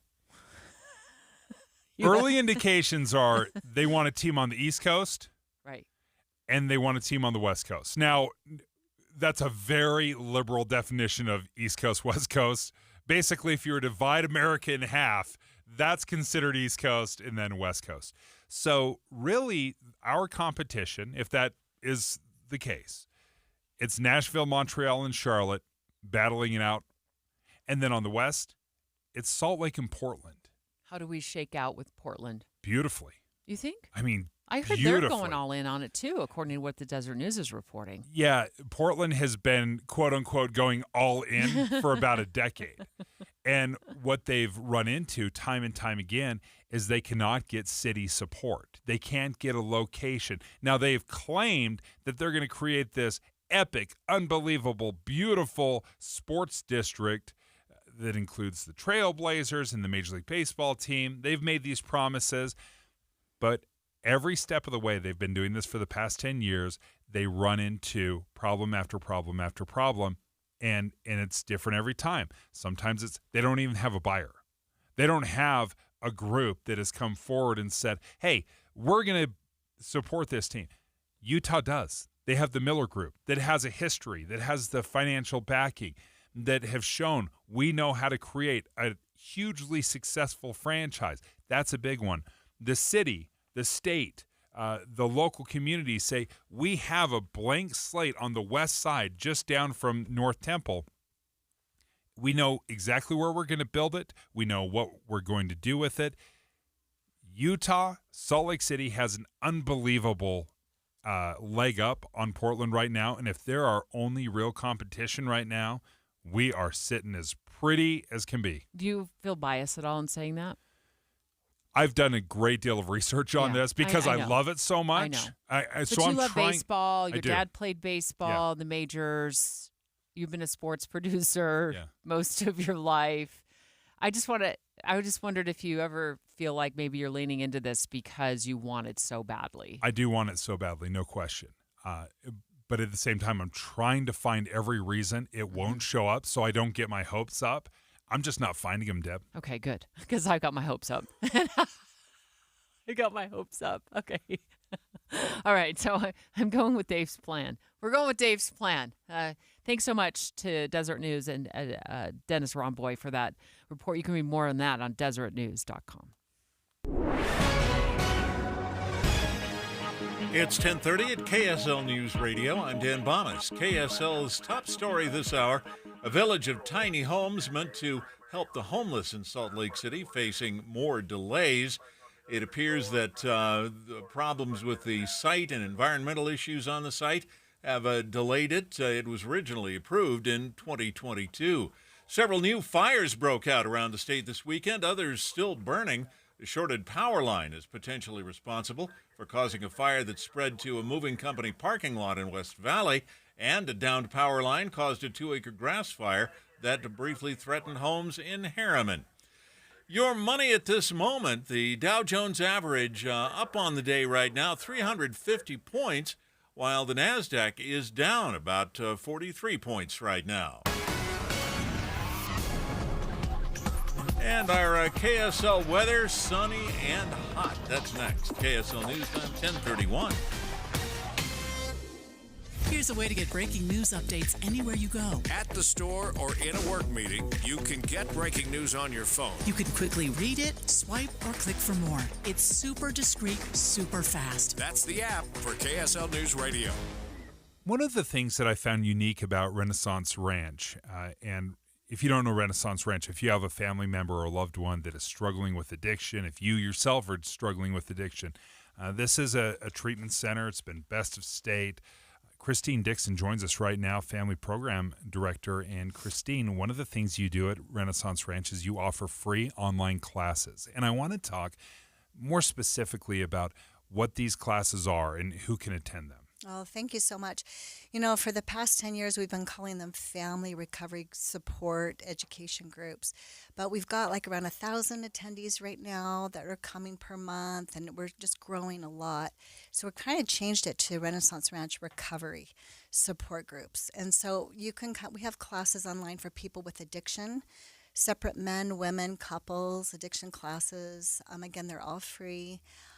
Then we also have the family perspective groups, so parent classes taught from a parent's perspective, a spouse perspective. We have a youth group for kids. We're adding this divorce blended family group, and we're all working the 12 steps. So when you come into an online group, you've got this beautiful framework where you're growing personally, emotionally, mentally, physically, spiritually, relationally. So it's super helpful, and then they learn those topics and skills that they need to be helpful for their loved ones who are struggling, and reduce the shame, which we know is the core center of addiction. And it's wonderful. I mean, it's just fantastic. It sounds great. You don't want to lose yourself and your loved one's addiction. Christine, so when they go on to these classes via Zoom, and then are they taught by somebody? Are they listening to somebody who can help guide them? Yeah, good question. Yes, all of our facilitators have been through the program or a family member, and they've all worked their 12 steps.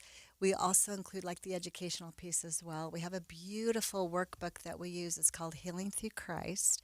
It's a nonprofit. People can go online. You can go online today, healingthroughchrist.org, get the blue copy. It's specific for you if you have a family member struggling with addiction or mental illness. So helpful. You can find these classes just by going to renaissanceranch.com. I'm looking at it right now. Monday, Tuesday, Wednesday, Thursday. There's lots of different options there. Just go to renaissanceranch.com. Josh loves summers in Utah, but he hates to paint year after year, so he called Rhino Shield. We have a cedar-sided home at the edge of the woods, painted like 1980s beige, and we wanted something that was more of a mid-century and modern look. We were driving around and we saw a sign in somebody's yard and said Rhino Shield. It's not paint. Rhino Shield ceramic technology is formulated for our unique climate here in Utah and is Class 1 fire rated. Gave Rhino Shield a call, and in fact, they were fantastic with the arrangement on schedule. The 25-year guarantee was important to us. This is our forever home, and we want to make sure that whatever we're doing is going to last a long time. Utah, you can have the 25-year guaranteed protection of Rhino Shield for 10% off the regular price. I'd say if you're thinking about Rhino Shield, just do it. It's been 2 years now, and it still looks like the day it went on. This offer is limited, so call 435-246-4466, 435-246-4466, or rhinoshieldwest.com.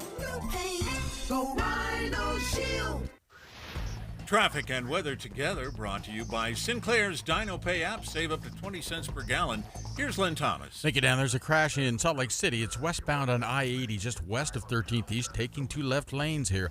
Coming in from Tooele County, I-80 is closed at 7200 West due to a fatal accident here. Drivers can access the highway at 7200 West, but if you're already on I-80 coming into the city, you will be diverted here. Also in Tooele County, both directions of Highway 73 closed at Highway 36 down to near the town of Fairfield. That's almost to Utah County. That's due to a wreck of a semi and a spill. Len Thomas in the KSL Traffic Center. Hot today and tomorrow with highs near 100 on the Wasatch Front. There's a chance of thunderstorms across southern and central Utah. Temperatures drop into the 80s by Friday. And right now we're at 90 degrees already with sunny skies. I'm Dan Bomas from the KSL Common Spirit Health Studios. Listen online at kslnewsradio.com. We're Utah's news, traffic, and weather station. Dave and Dujanovic, your morning companions for talk, analysis, and key perspectives on Utah's biggest stories on KSL News Radio. When is the last time you had food delivered to your work or to your front door? You went like, wow, that is a lot of money.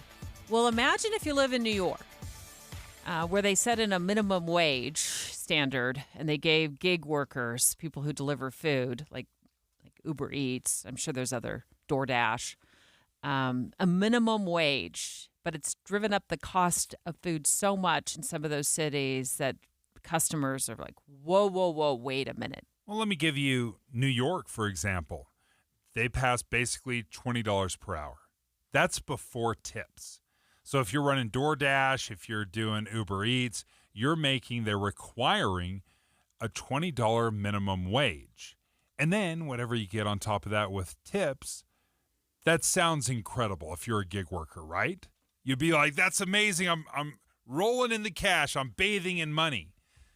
Now these workers are asking these cities to get rid of it. Are they? They're asking rid of the $20 minimum wage. Because they're finding that it's hurting business. People have just stopped ordering. They've stopped tapping into their app, ordering something, having it delivered because it's become so expensive. In fact, one man said, my $20 burrito is now costing me $40. Nearly $40 after all of the service fees, the tips, the delivery charges, all of these things are being tacked on, and it's becoming too expensive to DoorDash something. Yeah, because I'm looking at this and this article from the Wall Street Journal. Consumers already pay the app a service fee, a delivery fee, a tip for the workers, and then additionally, it's driving up this minimum wage is driving up the price of the food. So you're right, this $20 burrito is now like $40. It's funny that we were talking about this because it was about a week ago that we actually ordered food here at the station, and I paid for our producer and myself to eat, and then we ordered it, I don't remember what, DoorDash or Uber Eats or something like that. And the cost was, I thought, unusually high for a couple of meals. So I don't usually use these kinds of services. Instead, what I do is I do things the old-fashioned way. I get in my car and I drive 5 minutes up the road. I pick up my food and then I bring it back home or I bring it to work. Do you use them that often?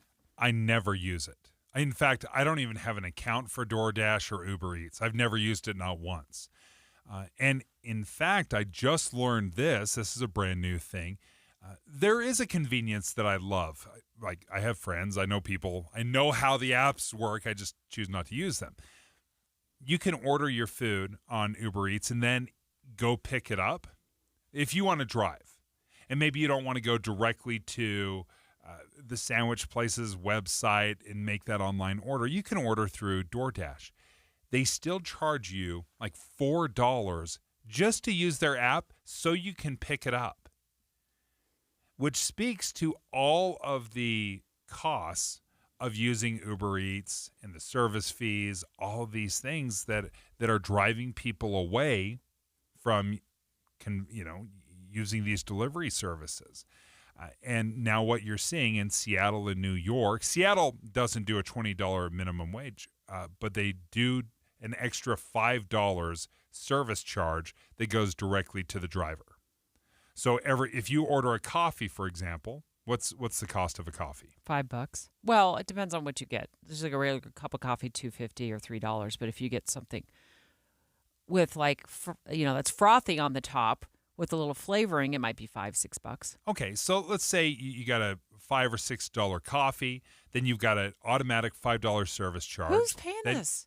And then you've got a tip, and then you've got a delivery charge. So that $5 coffee, if you're having that delivered, will cost you somewhere around $11 or $12. And that's if it's only a $1 or $2 tip. It's a minimum of $10. So you're maybe $12 or $13 into a coffee. So one of the drivers has said that he's lost a lot of money, that he's actually, his weekly earnings have dropped 60%. 60%. So it sounds like the shift in the way they're doing things there is also financially hurting the drivers, which is ironic because they're getting a minimum wage now, which is likely higher than what they were being paid before. But now the way that things have shifted around, it's created a situation where they're not earning nearly as much as they were before. Yeah, another thing that the drivers are complaining about, again, in New York and Seattle, but there's a lot of different cities that are looking into this. Minnesota is negotiating right now as we speak. But one of the things that is so frustrating about this $20 minimum wage, and that's a pretty good number. What Uber and DoorDash has had to do is basically put these drivers on a schedule. Instead of just hopping in your car and say, hey, I've got a spare hour. I can, I'll deliver some food for a couple of hours. No, they say, hey, more conventionally, you're basically a delivery driver and you're going to work from these hours to those hours. And that's one of the things that these drivers are really rebelling against.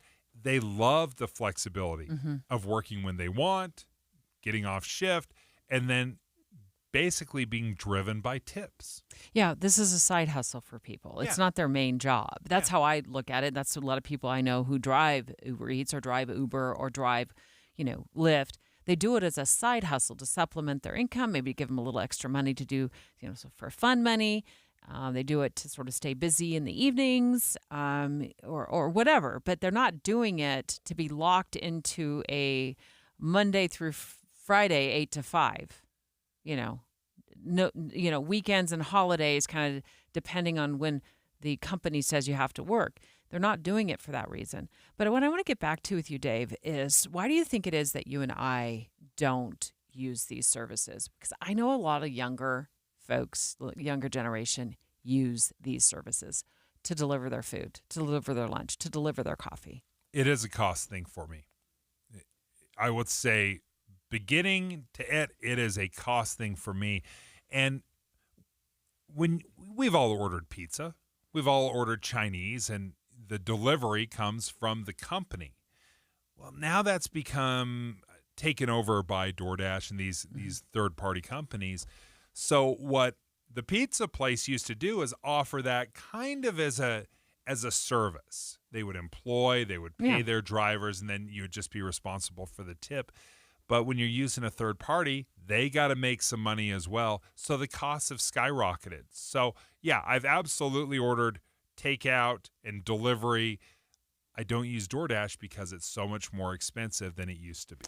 So mine is, the reason I don't use it is just old habits die hard. I grew up in the 70s and 80s when you walked uphill in the snow both ways to get to McDonald's. You didn't have these delivery services. And so for me, mine's strictly via habit. Although when I look at some of the prices that, the tack-ons for the delivery service, I too would probably be swayed to not spend that money on a regular basis.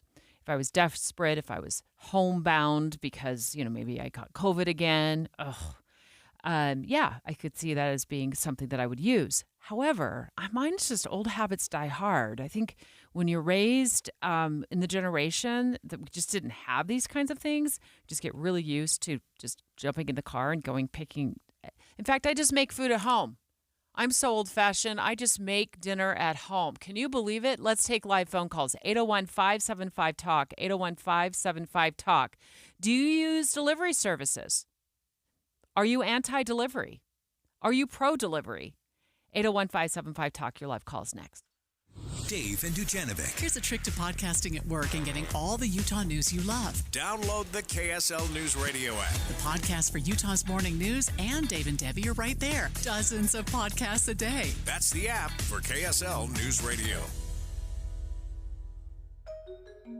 I love it when something just clicks. I carried around way too much weight for way too long. Then everything changed. What clicked? For me, what clicked was SOTA weight loss. SOTA stands for state-of-the-art because it is. It's state-of-the-art, and that is why it clicked for me. Having my own nutritionist and coach every step of the way, clicked. Not worrying about counting things or mixing this and that, it clicked. Breaking bad emotional eating habits and replacing them with good, healthy habits that will stay with me forever, it just clicked. You know what else clicked?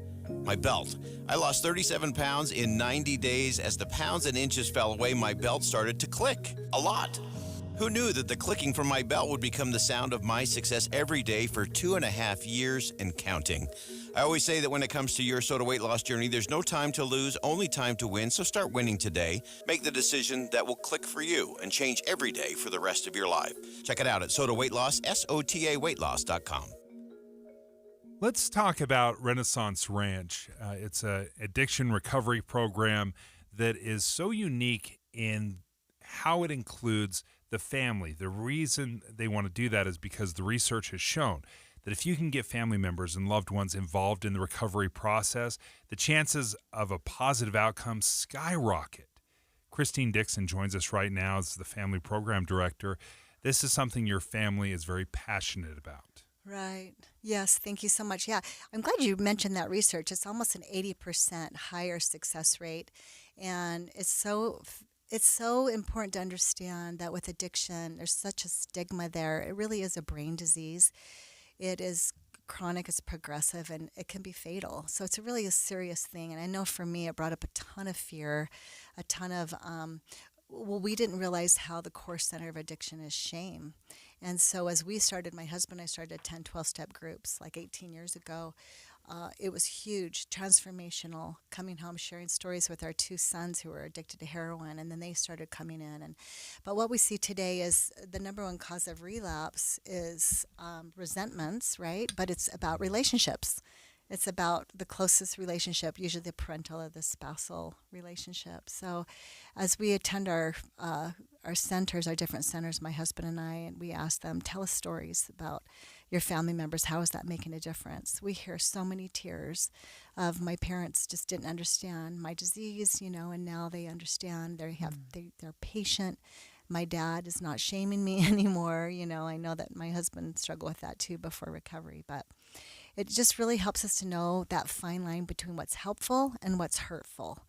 And it's kind of like when you take a fish out of the fish bowl, you got the dirty fish water, you clean up the fish, and then you don't want to put it back in that dirty fish bowl, right? So with our clients, we really want to help educate the families and help them get in a healthy place so they can be a healthy support. And Christine, Renaissance Ranch has campuses in Utah and Idaho, right? Yeah, we've got 6 different centers right now. So it's really exciting.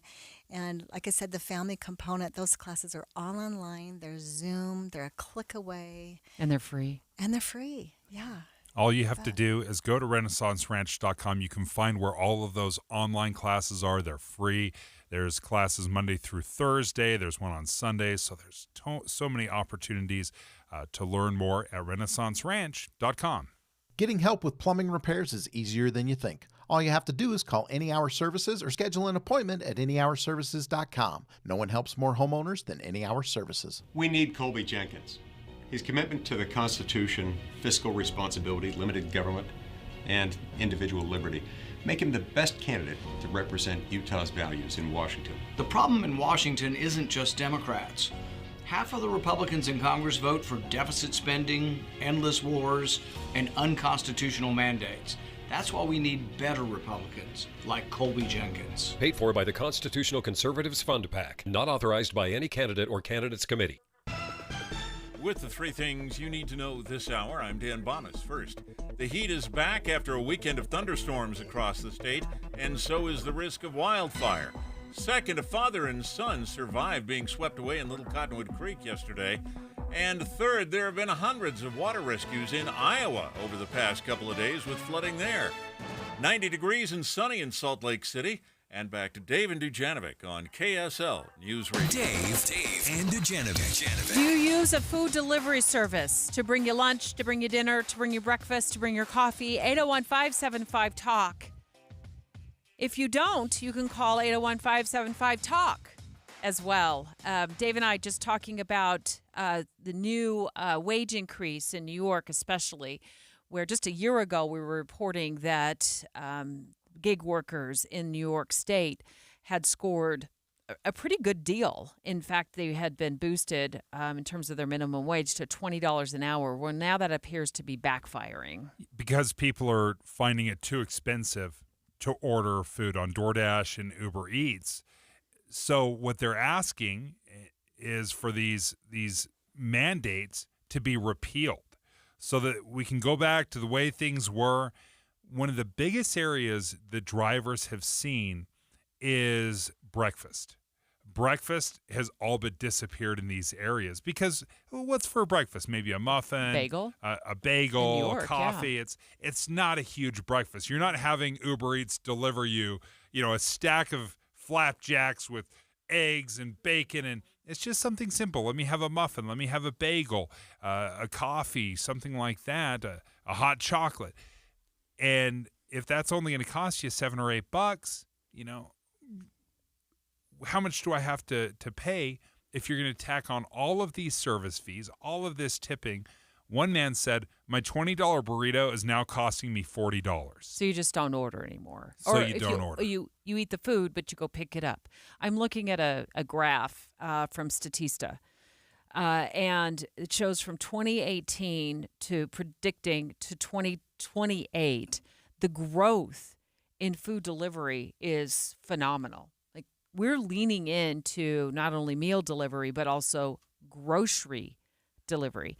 A meal delivery kind of leveling out after the year 2025, but grocery delivery, we're totally on board with that. I've never had my groceries delivered. So if you've had a meal delivered, if you've had groceries delivered, let us know why you do it. For me, I don't, because old habits die hard. Raised in the 70s and 80s, we didn't have this fun stuff. We went and picked stuff up on our own, or we walked.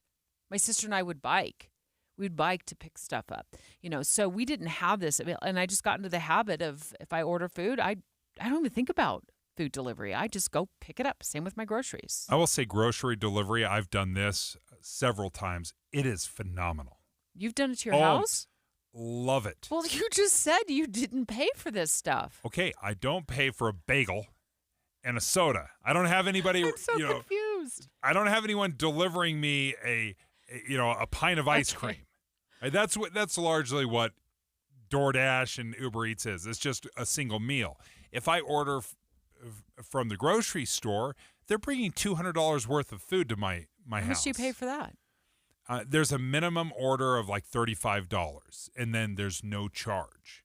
So you're basically responsible for the tip. I tip 10, 15, $20, something along those lines, depending on how big the order is. But you won't do meal delivery because you don't want to pay that premium. Yeah, if someone is bringing me $200 worth of food, I will tip you for that. I have no problem, because I love that you shopped, you did it for me, you picked it up, you delivered it.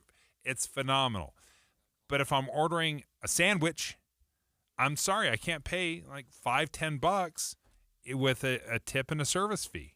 Dave from Salt Lake City, do you get meal delivery? I actually have, I have meal delivery, and I don't go to the grocery store. I have it actually delivered. I've got 4 kids, all under the age of 5. Trying to go to the grocery store It's a with nightmare. me and my wife is a nightmare. It's a nightmare. I And know. so we just have it delivered. Walmart does it, and they bring it right up to the door, and everything's done. And then we also use a meal service, which helps us on weeknights because we both have to work. So, both of them actually work really well. And we're more than happy to pay the convenience of having the meals already done. So the other Dave, my co-host Dave, isn't doing it because of the expense. I'm not doing it because old habits die hard. And you are doing it because it's convenient. Yep, and I can't, taking those kids to the grocery store. I want this, I want that. No, I know. We just solved that. I get it. I had 3 kids under the age of 5, and it was hard. It was hard to take them to the grocery store. Dave, you're amazing. Thanks so much for your phone call. I'm curious, Dave, unless we just dropped him, have you audited how much it costs? Oh. I wonder what you're spending a month. Is Dave gone? Dave's gone. Maybe you could text us, Dave, 57500. Say, hey, it's Dave. This is how much I'm spending a month on my grocery deliveries and also your meal deliveries. I would ignore it. I would ignore what I'm paying. If you think it's worth it, it's a convenience thing for you, I'm just curious. I wonder if you can justify, because if you're doing that daily or even several times a week, you're probably looking at a couple $100 a month. We're talking about meal delivery right now because we read that the state of New York, about a year ago, of course, bumped up its minimum wage for gig workers to $20-ish an hour. And now that seems to be backfiring. And in fact, Dave was just saying that some of the gig workers are asking to retract that minimum wage because what happened is that, according to the Wall Street Journal, the $20 burrito delivery turned into a $40 delivery between the increase in the minimum wage and then all of the extra fees that are tacked on and the tip. You've got a service fee, a delivery fee, and you have tipping. So if you are requiring these companies to pay the driver a minimum $20 an hour. They're just passing that cost on to you, the orderer, and now all of a sudden there's a guaranteed $5 extra service fee on top of the tip. I have a feeling that the younger generation doesn't feel the same way as the older generation on this side of the studio feels. So let's bring in our 29-year-old producer, Caitlin Johnston, to talk about how you view meal delivery. Well, I agree with everything you both are saying. I agree with Dave just said, because I think if you have kids, you can justify this a lot more, because I think that these are very expensive, and I have to delete my delivery app so I don't get tempted to do it as often, but I do use them out of convenience because it is sometimes seems like the biggest task to just go drive and get a meal. But it could be laziness, but it's convenience. It really does help, because if I don't have the time to leave the house and because I'm really working on something, that's why I use them. but just not only you, but your friends use them too. Yeah, we do. Yeah, and it's convenience. But if you're all together and you don't want to go out into if you're hanging out with a lot of people, it is convenient and it works. All right, Dave. Dave called back. I love it. Dave, I wanted the audit. What are you spending? Can we get? Do we have Dave?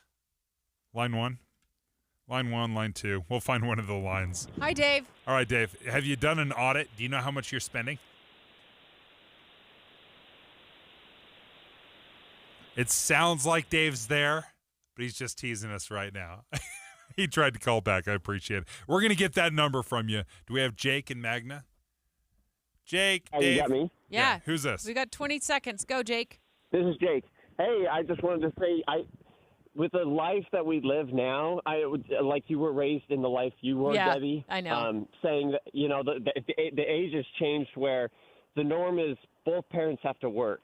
Yep. And it is more expensive to have the mom stay at home and go pick up the groceries rather than just both work and then just pay for the convenience of other things. That's just all I was going to say. Yeah, I love your take, Jake. Thanks so much. KSL FM Midvale. KSL Salt Lake City. From the KSL Common Spirit Health Studios, this is KSL News Radio. Utah's news, traffic, and weather station. It's 11 o'clock at KSL News Radio. I'm Dan Bomas. KSL's top story this hour, a father and son recovering after being swept away by fast-moving waters in Little Cottonwood Creek. Unified police say the two were in Little Cottonwood Canyon when the boy fell into the water and his dad tried to rescue him, and he was also swept away, and rescuers were able to get both of them out safely. Our top national story this hour from ABC News. More rain in the forecast for parts of Iowa that are dealing with record-breaking flooding. ABC's Brian Clark says authorities did more than 250 water rescues over the weekend. The waters rose quickly, said Bailey Mower and Spencer. It was just like a little bit on the roads. And then literally within an hour, we woke up at 8, and then like an hour later, our whole driveway was completely flooded. In all, nearly 2,000 properties were impacted by the flooding. Brian Clark, ABC News. Real Salt Lake's 15-game unbeaten streak has come to an end. RSL lost a frustrating 1-0 match to the LA Galaxy on Saturday. Your money at this moment, the Dow Jones average up on the day right now, 304 points, while the NASDAQ is down 89. And our KSL weather going to be hot again today and tomorrow. That's next. KSL News time 11:01. News doesn't just mean information or dates. It's the story of our local history being told in real time. Be a part of the story. This is Tim Hughes and Amanda Dixon. We hope to be a part of your story. We have you covered on KSL News Radio. Life hack number 7. Get an iPhone 12 on Straight Talk. Life hack. Here's how it works. You walk into Walmart, go to the electronics section, ask for iPhone 12 with 5G and a dual camera system, and select the new Silver Unlimited plan. They'll smile because it's a good plan. You get real unlimited data all for just $20 a month for the whole first year. Get it at Walmart or StraightTalk.com. Straight Talk. Less dollars, more sense. Taxes and fees apply. Requires activation of iPhone 12 and a new Silver Unlimited plan or higher end auto pay enrollment. $25 a month service credit applied for up to 12 months if eligibility requirements are met. For network management practices, visit StraightTalk.com. I'm Kareem Abdul-Jabbar. I learned about atrial fibrillation the hard way. My symptoms would come and go. Shortness of breath, fatigue. I kept going. Then I got so lightheaded, I couldn't. My doctor said I have AFib, so I'm about 5 times more likely to have a stroke. Other symptoms, irregular heartbeat, heart racing, chest pain can come and go, but the risk of stroke stays. If you have symptoms, tell a doctor. Visit notimetowait.com. Sponsored by Bristol-Myers Squibb and Pfizer. When it's hot outside, air conditioners struggle to keep up. Parts are under more stress, and sometimes those parts fail. What's up, everybody? I'm Mike Wilson with Any Hour Services, and no one helps more homeowners maintain and repair their air conditioners than Any Hour Services. As a matter of fact, last year, over 30,000 homeowners called Any Hour Services for help maintaining and repairing their systems. Any Hour Services has over 100 HVAC technicians to help with everything from maintenance and repair to installing a new system. This summer, there'll be a lot of people told they need to replace their air conditioner, and they'll wonder, do I really need to? If you're told you need to replace your air conditioner and you still have questions, Any Hour Services can give you a second opinion and let you know what options are available. Maybe it just needs a little maintenance or a small repair. Maybe it does need to be replaced, but if you don't feel good about being told you need to replace your air conditioner, don't ignore those feelings. Call Any Hour Services for help with air conditioner maintenance, repair, or to schedule a free second opinion. Google Any Hour Services or schedule online at anyhourservices.com. No one helps more homeowners than Any Hour Services. 3 days only. Friday, Saturday, Sunday. Save thousands on hot tubs and swim spas. It's a major manufacturer's liquidation of hundreds of in-stock spas. Utah State Fair Park. Hot tubs discounted 40 to 80% to the lowest possible price, starting at $29.99. Free professional delivery. Take possession tomorrow, next week, next month, or next season. The Hot Tub and Swim Spa Sale. Utah State Fair Park. Shop over a dozen models of swim spas from 11 feet to over 19 feet. Swim spas offer low-impact exercise, active family fun, unsurpassed relaxation, and installation in one day. The Hot Tub and Swim Spa Sale. Everything must go. Free parking, free admission. You can't afford to miss this. It's a major manufacturer's liquidation of hundreds of in-stock spas. Friday, noon to 8 p.m. Saturday, 10 a.m. to 8 p.m. Sunday, 10 a.m. to 6 p.m. The Hot Tub and Swim Spa Sale. Utah State Fair Park. Visit hottubandSwimSpaSale.com. Traffic and weather together brought to you by Sinclair's DinoPay app. Save up to 20 cents per gallon. Here's Ricky Meeks. Crews are still working this accident. This is going to be eastbound I-80 at 7200 West. They've had a closure in place there for a while, and it looks like traffic is able to get through, but you may want to take an alternate route. Then on the opposite side of the valley on I-80 going westbound, we have a crash. It's going to be just before 7th East. And you're going to see that 2 inside left lanes are blocked to traffic, and scanners calling out a crash southbound I-15 at about 6 South. Start your summer drive with a new auto loan from Cypress Credit Union and enjoy competitive rates and flexible terms. Visit cypresscu.com or ask for Cypress at the dealership. Ricky Meese in the KSL Traffic Center. Hot today and tomorrow with highs near 100 on the Wasatch Front, and there's a chance of thunderstorms across southern and central Utah. Temperatures drop into the 80s by Friday. Right now, 91 degrees and sunny. I'm Dan Bomas from the KSL Common Spirit Health Studios. Listen online at kslnewsradio.com. We're Utah's news, traffic, and weather station. Dave and Dujanovic, your morning companions for talk, analysis, and key perspectives on Utah's biggest stories on KSL News Radio. Your voice, your vote, 2024. Special coverage on KSL News Radio. Well, one day out from primary election day. If you're going to vote and you want to deliver it via the U.S. Postal Service, you got to get your ballot there by today because it has to be postmarked today. There are other options. You could drop it off at a ballot box tomorrow, or you could take it into the county clerk's office as well. Right now, we're going to talk about what is top of mind for voters here in Utah as they head to the polls. Of course, this is a primary election, November election, general election, still a few months ahead. The number one thing for me is the economy. I want to make sure my job is safe, the economy is doing well, that I don't have to pay $5 for a dozen eggs. That is the top priority for me. It really does revolve around my pocketbook. KSL at Night host Taylor Morgan live on the line with us. You've been involved in elections for a lot of years, and also in political Way too long, Debbie, for way too long. and political campaigns as well. What do you think is top of mind for voters this election cycle, Tay? Well, Dave hit it right on the head. It is absolutely, overwhelmingly the economy. Here in Utah specifically, though, Utah voters in the new poll even drilled down a little bit.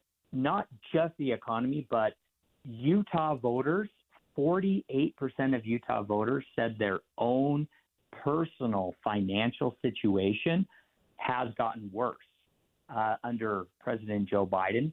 And only 19% of Utah voters said their personal financial situation is improving.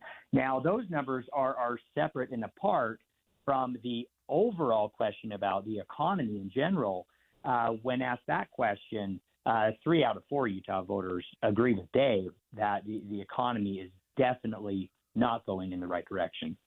How are Democrats handling that right now? What are you seeing? Because it's very easy to focus on the Republicans and the primary, and there's not a lot of distance between their solutions to these problems. But what are you seeing from Democrats right now? Yeah, it's a great question, Dave. I think that what is so interesting to me is these new poll results by the Deseret News Hinckley Institute of Politics very, very closely mirror the most recent polling in Utah for the presidential election. So a poll by Harris X done and released in the Deseret News on June 9th had Donald Trump at 49% in Utah and Joe Biden at 20%. Now, when asked about their personal financial situation, 48% of Utah voters said it's worse, 19% said it's better. I have not seen all the crosstabs for both of these polls, so I can't say this definitively, but I am going to guess and speculate that 19% of Utah voters who says their financial situation is getting better, they're also probably the same 20% who said they plan to vote for Joe Biden. How much of this, though, at the national level, really trickles down to a Utah primary? What are your thoughts on that, Taylor? Yeah, it all trickles down to every election, in particular the Republican primary election. We see every candidate right now running against Washington, running against the establishment, running against President Joe Biden and the economy. That has really become the key issue in this Republican primary, and it is the test by which candidates are trying to define and differentiate themselves. When you talk to people, and I think most people would say, are you voting for personality or policy? I think most people would probably say, you know what, I'm really going after policy, but it's very hard in a Republican primary or Democratic primary to differentiate yourself with policy, because so often, your ideas align. What do you look for, Taylor, when you're trying to figure out who I should vote for, or how do I get somebody's vote when their policies are, I guess, maybe not in the same seat number, but maybe the same section? Yeah. Well, Dave, I don't want to sound too calculated or too cynical here, but in way too many years of political campaign and consulting experience, it has become very, very crystal clear to me that voters do not vote based on policies. Voters they don't vote based on facts. They vote based on their feelings.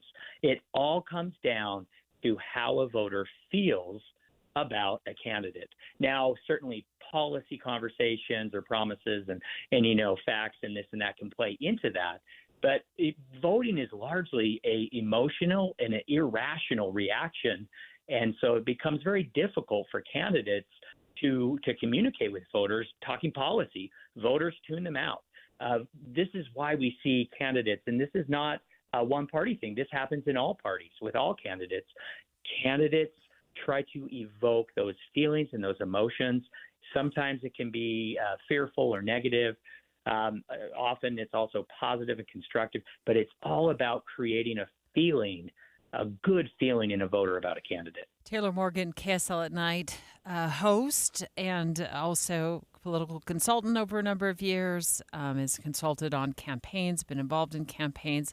We appreciate your insights on this, and you make it almost sound like when you were saying that, retail therapy, Taylor. It almost sounds like voters are voting kind of in the same regard that they use retail therapy based on their emotions of the day. They might swing in and spend $100 they weren't planning on spending at their local big box store.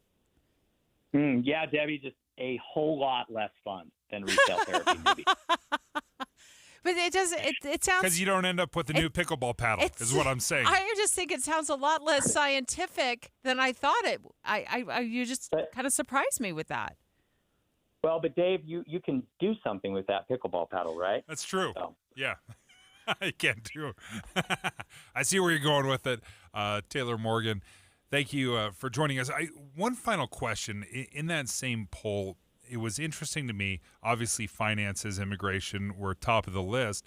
One that surprised me was the family values, morality, and faith, that a lot of voters took that into account. What do you make of the family values, morality, and faith? Yeah, Dave, I'm glad you brought that up. That was a very significant point in the Utah polling that actually was different than the national polling.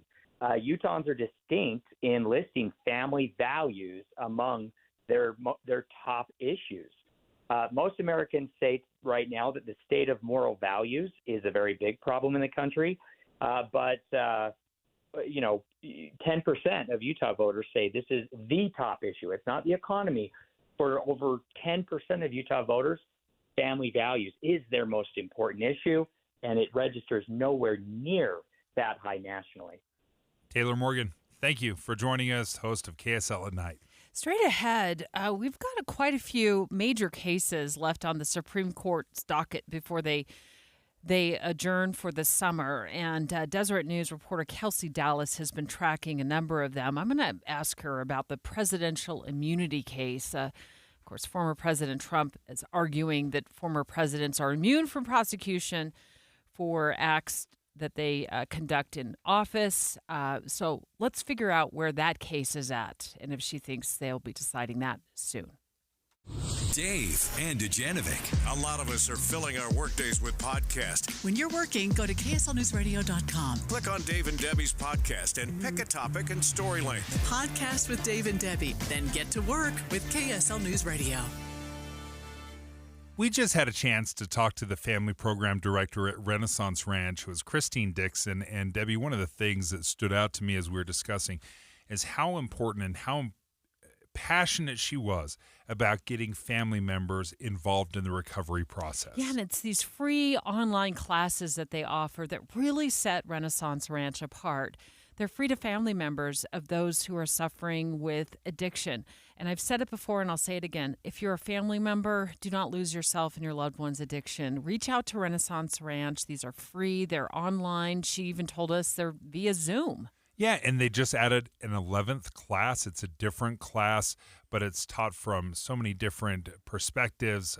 It's for spouses, for parents. There's a women's support group, a couples recovery group. All you have to do is go to renaissanceranch.com to learn more about these free online classes. They're open to the public. Learn more at renaissanceranch.com. In a state where the heat can be really hot. At or near 100 degrees. How will you stay cool? Probably in the pool again. I drive with all my windows down. Drink lots of water. June heat wave. The sequel. Playing this week at an outside near you. Rated G for genuinely hot. You need to meet my aunt. Her name is Rochelle Morris, and she's running for Salt Lake County Council. She's super smart, and she really cares about people. She wants Salt Lake County to be a great place for kids. That means safe parks, safe streets, good rec centers, and making sure taxes go down instead of up. Go to voterochellemorris.com to learn more. Thanks, Zoe and Tilly. I'm Rochelle Morris, and I'm running to make Salt Lake County work better for all of us. With my background in managing money in the private sector, I'm committed to cutting waste, holding the county accountable, and maximizing and protecting your tax dollars for you. Together, we can ensure Salt Lake County is a great place to live for many years to come. I'm Rochelle Morris, and I approve this message. Learn more at voterochellemorris.com. That's voterochellemorris.com. Paid for by Rochelle Morris for Salt Lake County Council. You've been working so hard to keep your lawn and garden looking good. Maybe it's time to make your home look incredible with new window frames and double-pane glass from Advanced Window Products. If you can imagine it, they can create it at their factory in Salt Lake City. Any style, any color, security enhancements to keep your family safe. All this and factory direct pricing. You're buying local and paying less. So seal up your home and reap the energy savings with Advanced Window Products, where they've been creating windows for 38 years. No subcontractors, they're not resellers. They build the windows, they install the windows, and they guarantee them for life. And right now at their summer special, get an extra $2,500 off on 10 windows or more. They offer 0% financing and even buy now, pay later. Busy season's just hitting. Call now. Advanced Window Products, $2,500 off. But you have to call 801-850-9100. That's 801-850-9100. Or go to advancedwindowsusa.com. We need Colby Jenkins. His commitment to the Constitution, fiscal responsibility, limited government, and individual liberty make him the best candidate to represent Utah's values in Washington. The problem in Washington isn't just Democrats. Half of the Republicans in Congress vote for deficit spending, endless wars, and unconstitutional mandates. That's why we need better Republicans, like Colby Jenkins. Paid for by the Constitutional Conservatives Fund PAC. Not authorized by any candidate or candidates committee. This Friday, join KSL News Radio and NPS from 10 to 1 as the movie show stops by. Then, browse and uncover what makes NPS so great. With 4 locations, NPS takes a new inventory every day. Then, they check all competitors' retail pricing before marking items down 20 to 70% off. You're invited to visit the movie show this Friday from 10 to 1. And that's the first step to discovering NPS. Visit npsstore.com to begin your own NPS adventure. npsstore.com. Boyd Matheson. Listening to Inside Sources is a little different from just reading the headlines because we're always going to get you into that think again moment. We have experts from around the country, across the world, and right here local to home that'll help us dive in and get past just the hype, the fluff, the fake fights, and the false choice so we can get into the news to help you connect the dots and make the news make sense. Join Inside Sources with Boyd Matheson, 1 to 3 on KSL News Radio. With the 3 things you need to know this hour, I'm Dan Bonas. First, if you want to vote by mail in Utah's primary election, today's the deadline for sending in your ballot. Second, the Supreme Court has agreed to hear a case on medical treatment for minors going through a gender transition. And third, a world-famous surfer and movie star was killed by a shark in Hawaii yesterday. 91 degrees and sunny in Salt Lake City. And back to Dave and Dujanovic on KSL News Radio. Dave and Dujanovic. There are several cases left on the Supreme Court's docket. We've been wondering about these are the 3 that we are really going to focus on. We've been wondering what's going on with the presidential immunity case and how soon they'll make a decision on that. So we'll start there. We'll also talk to Kelsey Dallas about an abortion case out of the state of Idaho. And then also a case involving homelessness as well. Part of what is so interesting about this, Debbie, is these rulings could directly affect what's happening here in Utah. I think of this homelessness case of whether or not how you treat homeless encampments, because this has been a big crackdown recently here in Salt Lake City. In fact, the new redevelopment, the $1 billion that are being used to redevelop Salt Lake's downtown, part of the discussion was, how are we going to handle encampments? Let's start there with Kelsey Dallas of the Deseret News. Appreciate you calling in because there's a lot on the dockets, and you've been tracking these so closely, Kelsey. Let's start with the homeless encampments. In a nutshell, what is that case, and where does it look like it's heading? The Supreme Court is considering the question of whether efforts to keep members of the homeless community from sleeping outside can become cruel and unusual punishment if there aren't enough shelter beds for those unhoused people to use. And it was a really interesting debate during oral arguments about, if you say that is cruel and unusual punishment, then what are city leaders supposed to do who feel like their public spaces are becoming unsafe due to public sleeping? So even though it's based in Oregon, I really thought of a lot of the debates in Utah as I listened to those oral arguments. The ruling is supposed to come sometime this week. Usually the Supreme Court wraps up their term by July 1st. And so it'll just be interesting. I feel like at oral arguments, the justices were going to rule in favor of city officials. It seemed that way. And so what that would mean is that it would continue to be okay to place limits on the activities of members of the homeless community. Kelsey, how did they respond, or how did the justices speak to the question of not enough shelter beds? Because that seems like a very broad statement. Well, I'm glad you brought that up, because that is complicated, because even if there were enough shelter beds, there would be men and women who were not interested in using those shelter beds. One of the issues that came up during the discussion at oral arguments was if a member of the homeless community has a pet that is not allowed in the shelter, they would refuse to take that shelter bed. And so what is the city meant to do then when they want to connect this person with services and the person is not interested in taking advantage of that? And so the Supreme Court was wrestling with all of this, and I think where they landed was it really wouldn't help matters to try to interfere with these local level policies with the Supreme Court ruling. Kelsey Dallas with the Deseret News has been tracking the Supreme Court's docket this session, joining us live right now to walk us through some of the big cases that are left we're awaiting decisions on. Let's move on now to Idaho versus the United States. What is that case about? It looks like it has to do with state-level abortion bans, which I guess could impact Utah. Yes.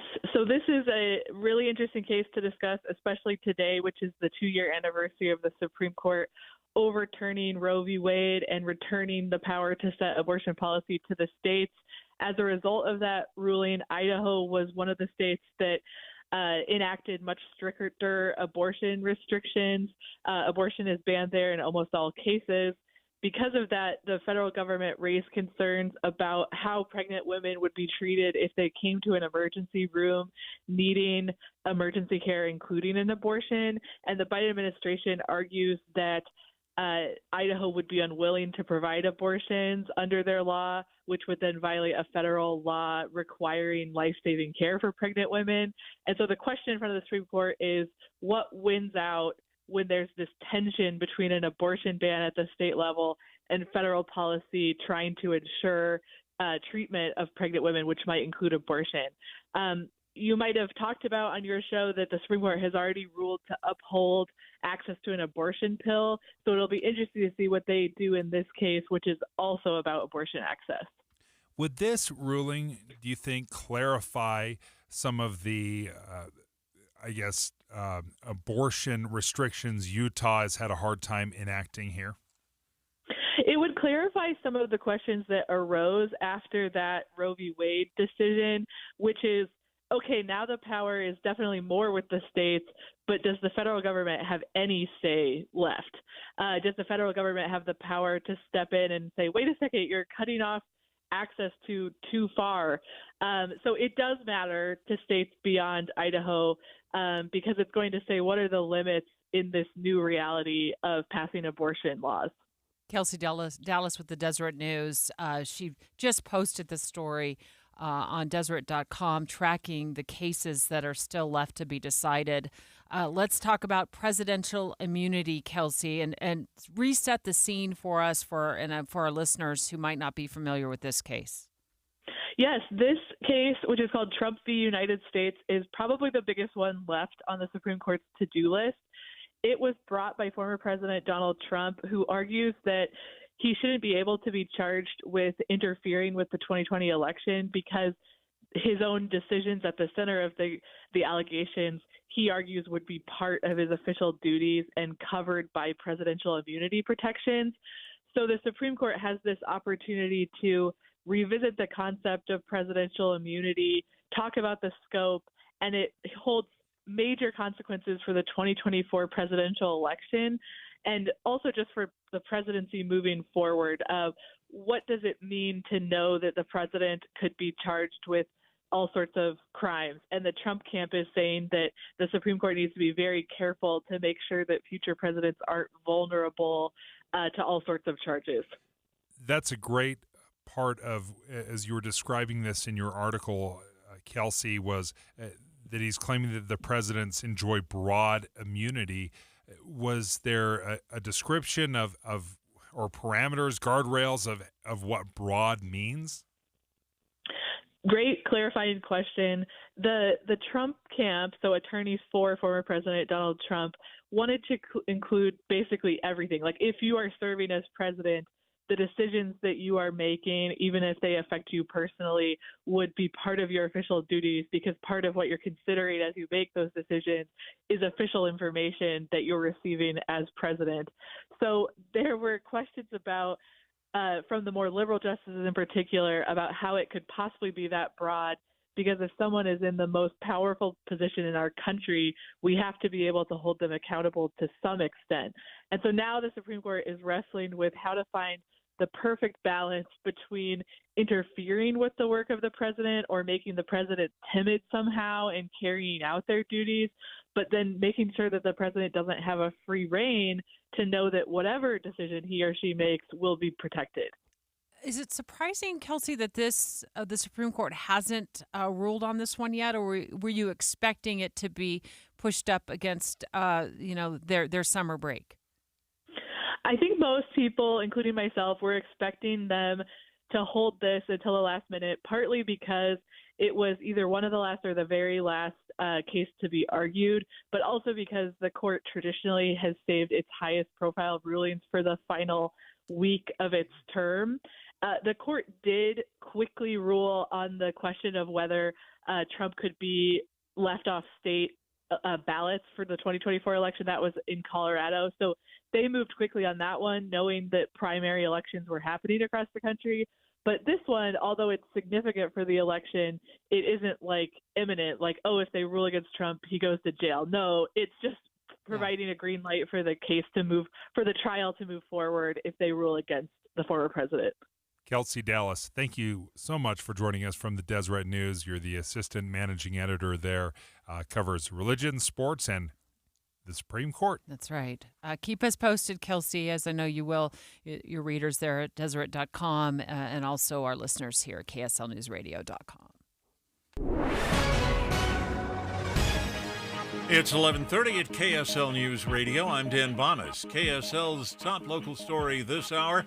This is the last day to get your ballot postmarked if you want to vote by mail in the primary election. Salt Lake County Clerk Lanny Chapman tells Dave and Dujanovic voter habits are changing. I think people are seeing a lot more contests, especially on the Republican ballot. So they're taking their time. They're doing their due diligence and waiting till today or this past weekend, today, tomorrow, to cast those ballots. Chapman says they've seen around 20% of the ballots come in so far. She's sure those numbers will go up as the day goes by. Our top national story this hour from ABC News.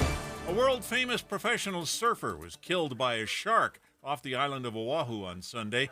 Tamayo Perry's death is the 9th fatal shark attack in Hawaii since record-keeping began in 1995. He appeared in movies like Blue Crush and Pirates of the Caribbean. Your money at this moment, the Dow Jones average up 258 points on the day right now, while the NASDAQ has dropped 132 points. And our KSL weather, just hot today and tomorrow. That's next. KSL News Time, 11:31. You know what's great about KSL's traffic coverage? Trained traffic reporters and real listeners. Trading information and making the commute safer and faster for everyone. Every 10 minutes on the 9s, we have you covered on KSL News Radio. When I started Salt Lake City Fat Loss, I was looking for results. I really wasn't even looking to see, like how much it cost, how difficult it was. I was just saying, find me something that gave me huge results. And that's where I found Salt Lake City Fat Loss. Now, many clients will lose 20 to 30 pounds in a month or two. I lost 57. I nearly doubled what I was hoping for. So I felt great. It was results oriented, which is a big key to keeping me motivated. And I did it without surgery, and I did it without injections. Those were the top two things I didn't want to do. I didn't want to do surgery and injections. So this is no point counting, no exercising, no prepackaged meals. It was a program that I could follow. It didn't consume every waking moment of my thoughts and brain, and I saw these great results. So if you're interested, go ahead and check out Salt Lake City Fat Loss by going to their website, slcfatloss.com. If you use my name right now, you're going to get an extra $200 off the program. Just go to slcfatloss.com. Troy, I'm a bit biased, but I boldly believe Bish's boasts the best bunch of beloved customers in the business. That's a bit braggadocious and verbose, but I believe every boast about our beautifully big-hearted brood of RV buying Bish's family. Buddy, we are beyond #bless. Which is why we're throwing a huge customer appreciation sale right now. We're giving our customers the biggest thank you possible with the lowest pricing of the season that already includes prep and dealer fees. Get all kinds of new RVs with payments starting under $149 per month on approved credit. Start shopping now at Bish's RV/RV Search. And how about 90 days of all play, no pay OAC? You'll also get a free 1-year Bish Fix membership with any RV purchase. Your fast track to RV service repairs. Plus, we're giving you an additional $1,000 towards your used travel trailer or fifth wheel trade-in now through June 29th. Don't miss the customer appreciation sale happening now at Bish's RV in Salt Lake and American Fork, where memories begin. OAC based on 20% down, 8.99% APR for 180 months. Stock number 79365 and 80972. Subject to prior sale. See dealer for details. At Progressive, we know money can't buy happiness. But money did buy your boat, where you find peace fishing, unlike at home with 3 teenage daughters. Because fish never argue about who stole whose crop top, or get mad the other fish used up all the hot water. No, they just swim around, never embarrassed to be seen with you in public. So save money by bundling your boat or RV insurance with home or auto from Progressive. And buy more happiness, or something close to it. Progressive Casualty Insurance Company, affiliates, and other insurers. Not available in all states. Attention talcum powder users. Have you had ovarian or gynecological cancer? A proposed $8 billion plan will pay those who believe they got sick from using talc products, like Johnson's Baby Powder and Shower to Shower. Johnson & Johnson maintains its products are safe. You have until July 26, 2024 to vote to accept or reject the plan. For more information, visit officialtalclaims.com or call 888-431-4056. Paid for by LLT Management, LLC. Traffic and weather together, brought to you by Sinclair's Dino Pay app. Save up to 20 cents per gallon. Here's Ricky Meeks. We have a crash on southbound I-15, about 1300 south. It's been blocking a couple of right lanes of traffic, causing backups to the I-80 junction. Also, an auto pedestrian accident in Murray, 9th East, about 4100 south. Fill up your bucket list in Box Elder County. History, recreation, and wildlife, and excellent dining and shopping await you. Learn more at visitboxeldercounty.com. Sponsored by the Utah Office of Tourism. Ricky Meeks in the KSL Traffic Center. Hot today and tomorrow, highs near 100 on the Wasatch Front. And there's a chance of thunderstorms across southern and central Utah. Temperatures drop into the 80s by Friday. Right now we're at 91 degrees with sunny skies. I'm Dan Bomas from the KSL Common Spirit Health Studios. Listen online at kslnewsradio.com. We're Utah's news, traffic, and weather station. Dave and Dujanovic, your morning companions for talk, analysis, and key perspectives on Utah's biggest stories on KSL News Radio. Dave turned in a thesis paper this morning on bike lanes. You know, the ones that you're driving next to right now. And in his thesis, it goes something like this. Bike lanes aren't used enough. Not even close either. They're not used enough, so why do we need more? We talked to South Jordan, and they told us they have 58 miles worth of bike lanes. And as I was driving around, it was anecdotal. I was just looking at the bike lanes, and I thought, I cannot remember the last time I saw a biker using a bike lane. I see them occasionally, even when there is a bike lane up on the sidewalk. I see that occasionally. I just don't see the bike lanes being used. So I wanted to look and see how often, if there was any data out there that shows how often these bike lanes are being used or how often people ride bikes in general. The best one I saw was from Axios, and they track how many people are traveling to work or commuting to work using their bike. Now, if you look across the pond over in the Netherlands or in Denmark, in Copenhagen, half of people will ride their bike to work. 35% in Amsterdam will ride their bike to work. Here in Utah, 0.5%. That's of every 150 people out there, one person is riding their bike to work. So why do we have 58 miles worth of bike lanes if so few people are using it to get to work? That's just one city. That's South Jordan. Yeah. Rachel Van Cleve, who's the spokesperson of South Jordan, called the show in our 9 o'clock hour and said, demand's increasing. Yeah, so we're actually seeing increased uses of the bike lane. So there's more demand, and a lot of that is due to e-bikes. And the demographics are changing, and that e-bikes are for people that may not be able to physically exert themselves quite as much. And that might be a game changer. That absolutely might be, because they are so easy to ride, easy to use. If you have a 10-mile commute, typically you would think, oh, I don't know if I want to do 20 miles into work every single day. Well, if you have an e-bike that takes away 75% of the work, then maybe that is an option. The Axios report also cites that it's increased 20%. Now, this is from 2023. So it's a bike commuting in Salt Lake City rose nearly 20% in the last 2 years. So that's a trend in the direction of people, using those bike lanes more and more. But I'm just wondering, Dave, somewhere in your thesis paper, you're writing about why you're so knotted up about this? I think we have such limited space, especially in a city, just very limited space. And when you have bike lanes and you have 60 miles worth of bike lanes around, that's taking away from parking. It's taking away from additional larger, wider lanes for cars. How often have you been on a road and thought, you know what, this road is just never, ever used? Never. The roads are being used constantly, all the time. The bike lanes, if they're going to have such a prominent place in our city, I would expect the demand would match what we've got going on right now. And it doesn't. Now, where I get concerned is where I drive on Mountain View Corridor. Like I was just driving Mountain View Corridor. If you're not familiar with the area, it's on the very west side of the county, and there's a lot of lights, so it can be stop and go out there, but there's also long stretches where traffic gets up to a pretty good clip. And there are bike lanes on Mountain View Corridor. And one of our callers from Midvale said, I don't think they're supposed to be biking on Mountain View Corridor, but I see cyclists. And we looked into it. Dave looked into it. And we found out that, yeah, you can be cycling on Mountain View Corridor. I know this because there's bike lanes there.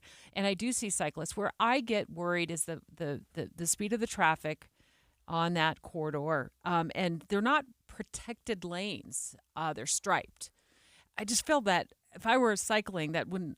I mean, I'm like, y'all are brave. I mean, you really are, and I know. I mean, I say that in all sincerity, just because there are so many people in such a hurry in cars, and there are so few cyclists that I'm afraid that it's out of the norm that people aren't watching out for the cyclists.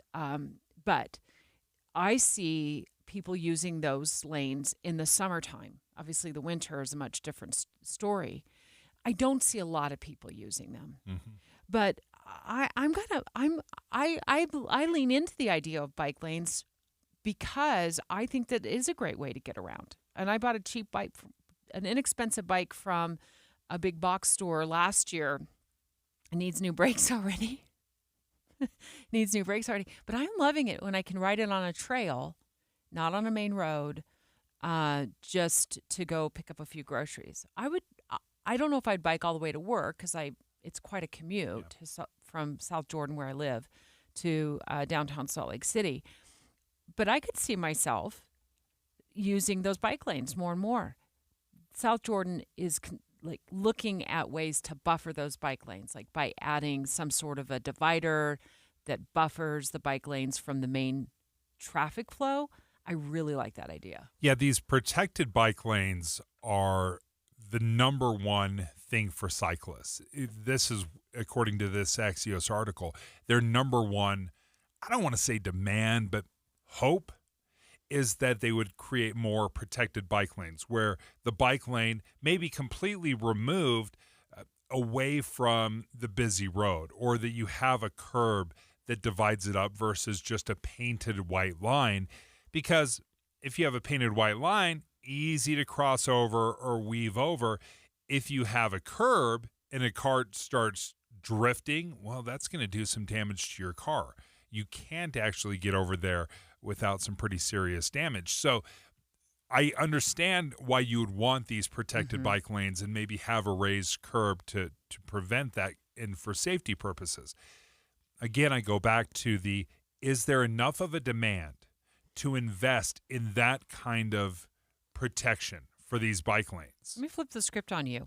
We did hear from callers in our first hour when we were talking about this who said there's not enough continuous bike lanes.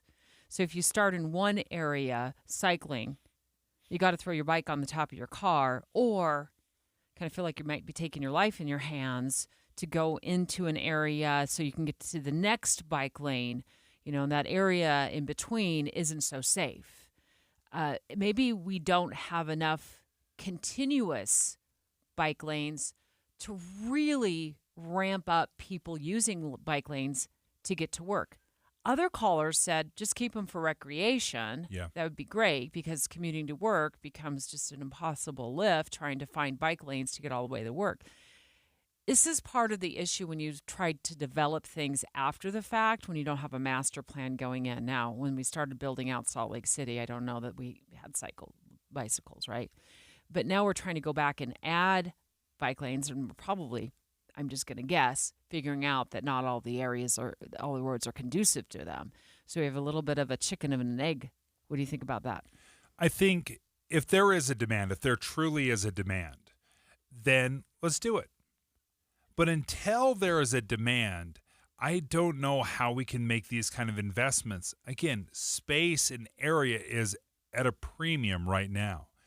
And if we are narrowing lanes and we're removing parking so that we can have these bike lanes and they're not being used, and they should be heavily used, especially during the summer months. I understand you're not going to do this in the middle of winter when it's icy and slick. So if you've already taken out 4 or 5 months out of the year and said we're not going to be biking, then we should be filling it up during the summer. And I have not heard or seen good data that shows that my anecdotal, where is everybody, is not the truth. Because, let's be honest, you could look out just about any street and see a bike lane and nobody on it. Straight ahead, we had major flooding sweep through southeastern Utah over the weekend. Moab, wow. Wow. That's the sound of flash flooding. The video was just absolutely unreal. We're going to take you live to speak to the mayor of Moab straight ahead. Dave and Dujanovic. You know KSL is the only news radio for your car, right? The only news radio for your smart speaker. Come here in the morning. It's the latest news and traffic. In the afternoon, news and updated weather. We have you covered at KSL News Radio.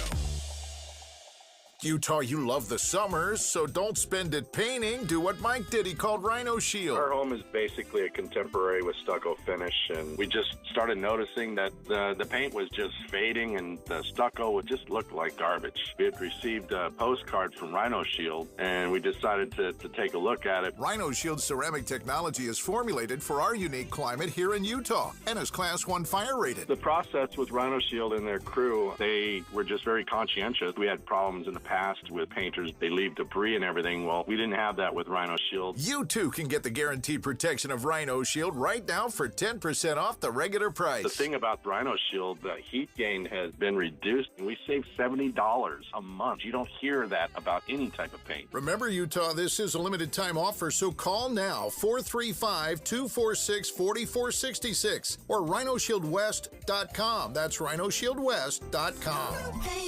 Go Rhino Shield. We need Colby Jenkins. His commitment to the Constitution, fiscal responsibility, limited government, and individual liberty make him the best candidate to represent Utah's values in Washington. The problem in Washington isn't just Democrats. Half of the Republicans in Congress vote for deficit spending, endless wars, and unconstitutional mandates. That's why we need better Republicans, like Colby Jenkins. Paid for by the Constitutional Conservatives Fund PAC. Not authorized by any candidate or candidates committee. And I said to myself, sit down, you're rocking the boat. Join Utah Festival Opera and Musical Theater July 5th through August 3rd for show-stopping performances in Logan. Professional performers from Broadway and all over bring you Andrew Lloyd Webber's Cats, the lively classic Guys and Dolls, the hilarious Anything Goes with spectacular tap dancing and music by Cole Porter, cult classic Little Shop of Horrors, and Puccini's opera Gianni Schicchi with its sequel Buoso's Ghost. Stop the commercial! I'm interrupting myself to tell you that Utah students K through 12 can get a free ticket to all Utah Festival performances this summer. Claim yours online now. Where was I? Oh yeah. Cult classic Little Shop of Horrors and Puccini's opera Gianni Schicchi with its sequel Buoso's Ghost. Plus, late-night cabarets, 5 concerts, breakfast with the stars, academy classes, and more. Tickets at utahfestival.org. utahfestival.org. Getting help with electrical repairs is easier than you think. All you have to do is call Any Hour Services or schedule an appointment at anyhourservices.com. No one helps more homeowners than Any Hour Services.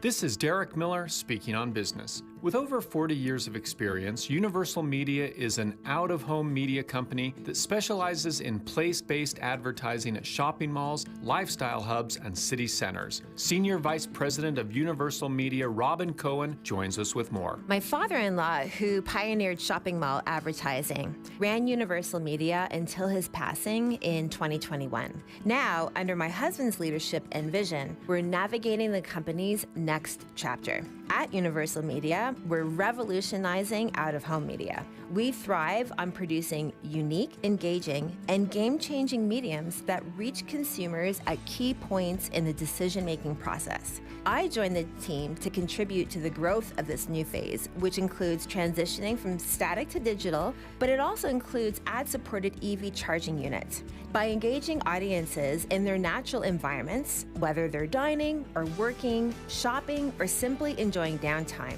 we ensure our client's message is not just seen, but it's felt and remembered. So let's define the possibilities of out-of-home media together. Visit universalmediaus.com to get started. Universal Media is more than an out-of-home media company. They are a business's bridge to the future of immersive, impactful, and unforgettable advertising. You can learn more on their website. I'm Derek Miller with the Salt Lake Chamber, speaking on business. With the 3 things you need to know this hour, I'm Dan Bomas. First, if you haven't already sent in your primary election ballot, it has to be postmarked today to meet the deadline. Otherwise, you'll have to put it in a drop box or vote in person.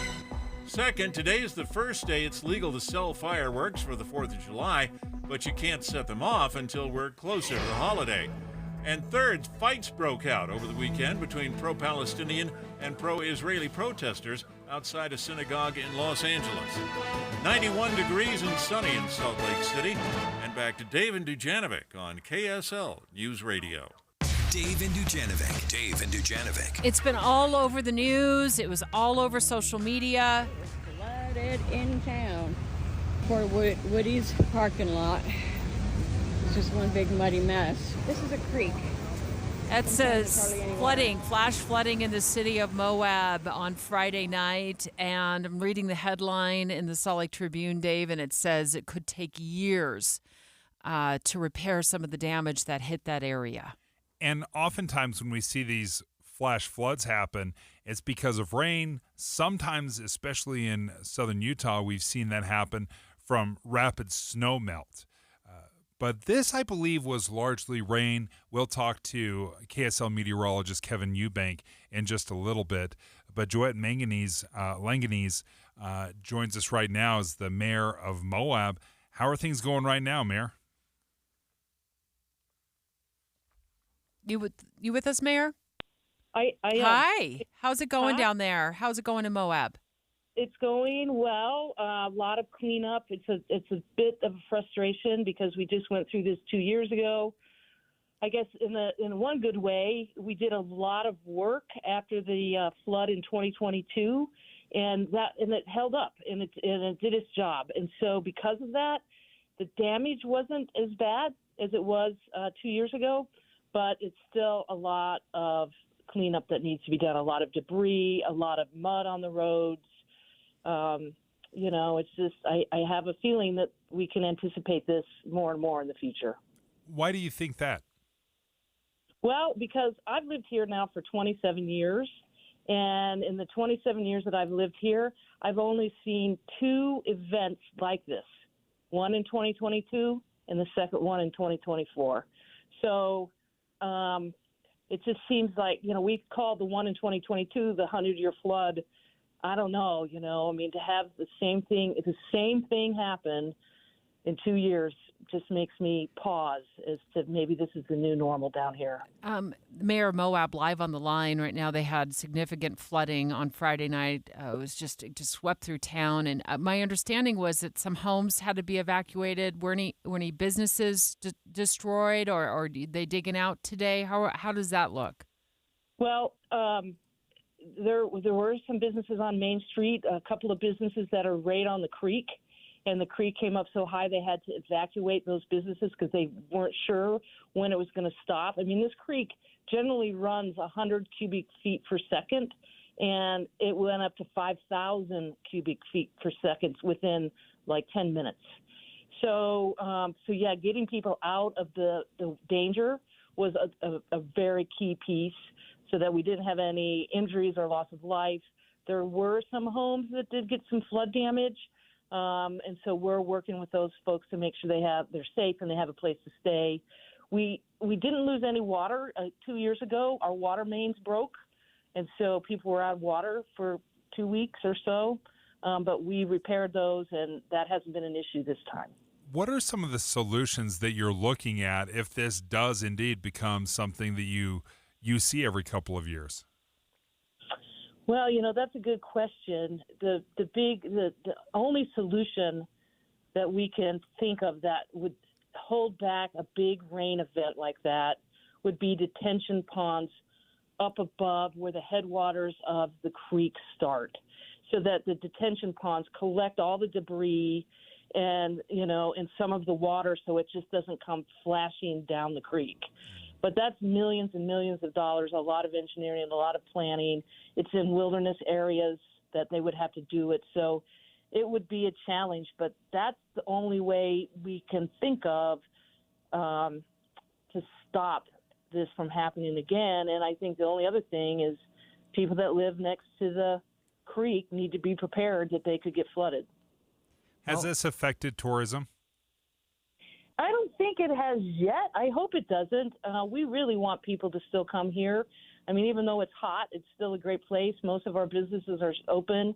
The only areas that have been impacted are right along the creek. We have a really nice parkway, biking and walking trail along the creek, which is closed. And so we really want people to just stay out of those areas for their own safety. But businesses, Moab's still open. We still want people to come here. The national parks, they didn't get impacted by this. So, we want to encourage everybody to continue to come visit us.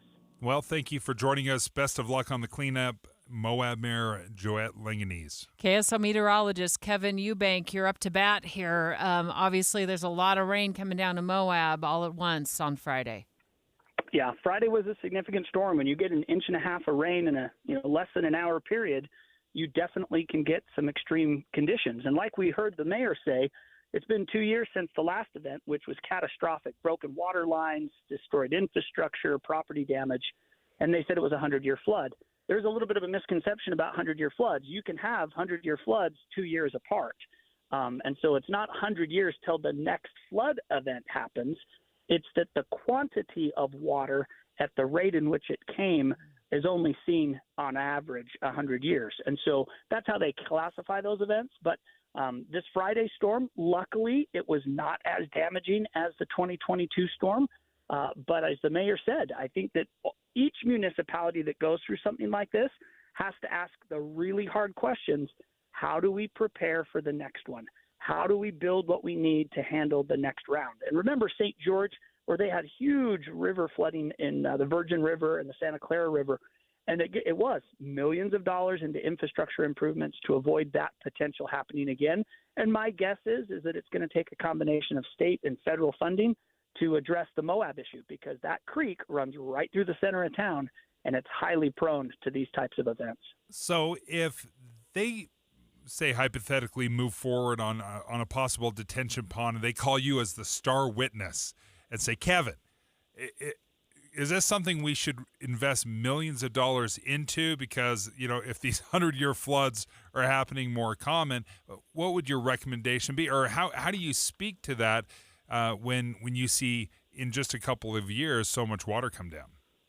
Usually, Dave, the solutions to these problems are not singular. They're multi-pronged. So it's going to be a series of retention ponds above to handle debris, increase width or depth on the channel, and then proper channel width and depth through the city. And Moab is such a pristine place, no one wants to see a cement culvert running through the middle of Moab's trail system. Yet, that is a way to handle that type of water. And so, again, it's not a single solution. It's a lot of smart people getting in the room, one of which I'm not. I'd recuse myself, Dave. But the truth is that you need a lot of really good people to figure out what's the best solution. And as I mentioned, it's multi-pronged. It's not a singular thing. We've got about 30 seconds before we turn it over to Maria. We got to talk about the excessive heat warning. Is this something that Salt Lake County, Utah County, Davis County are under today? You bet. It is. Yeah, we're back to 100 degrees plus today and tomorrow. Overnight lows are staying very warm in the mid-70s. It's warm at night. It's warm during the day. Make sure you stay cool and hydrated and stay indoors. But heat's on for the next 48 hours.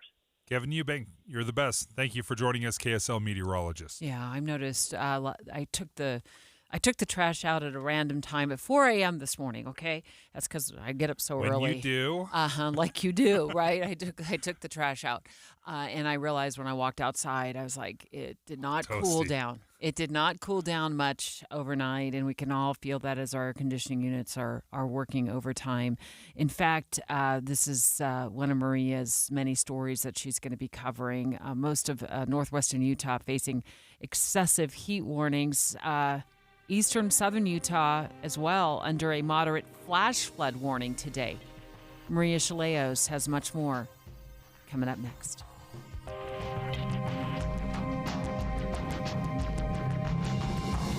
KSL FM Midvale. KSL Salt Lake City.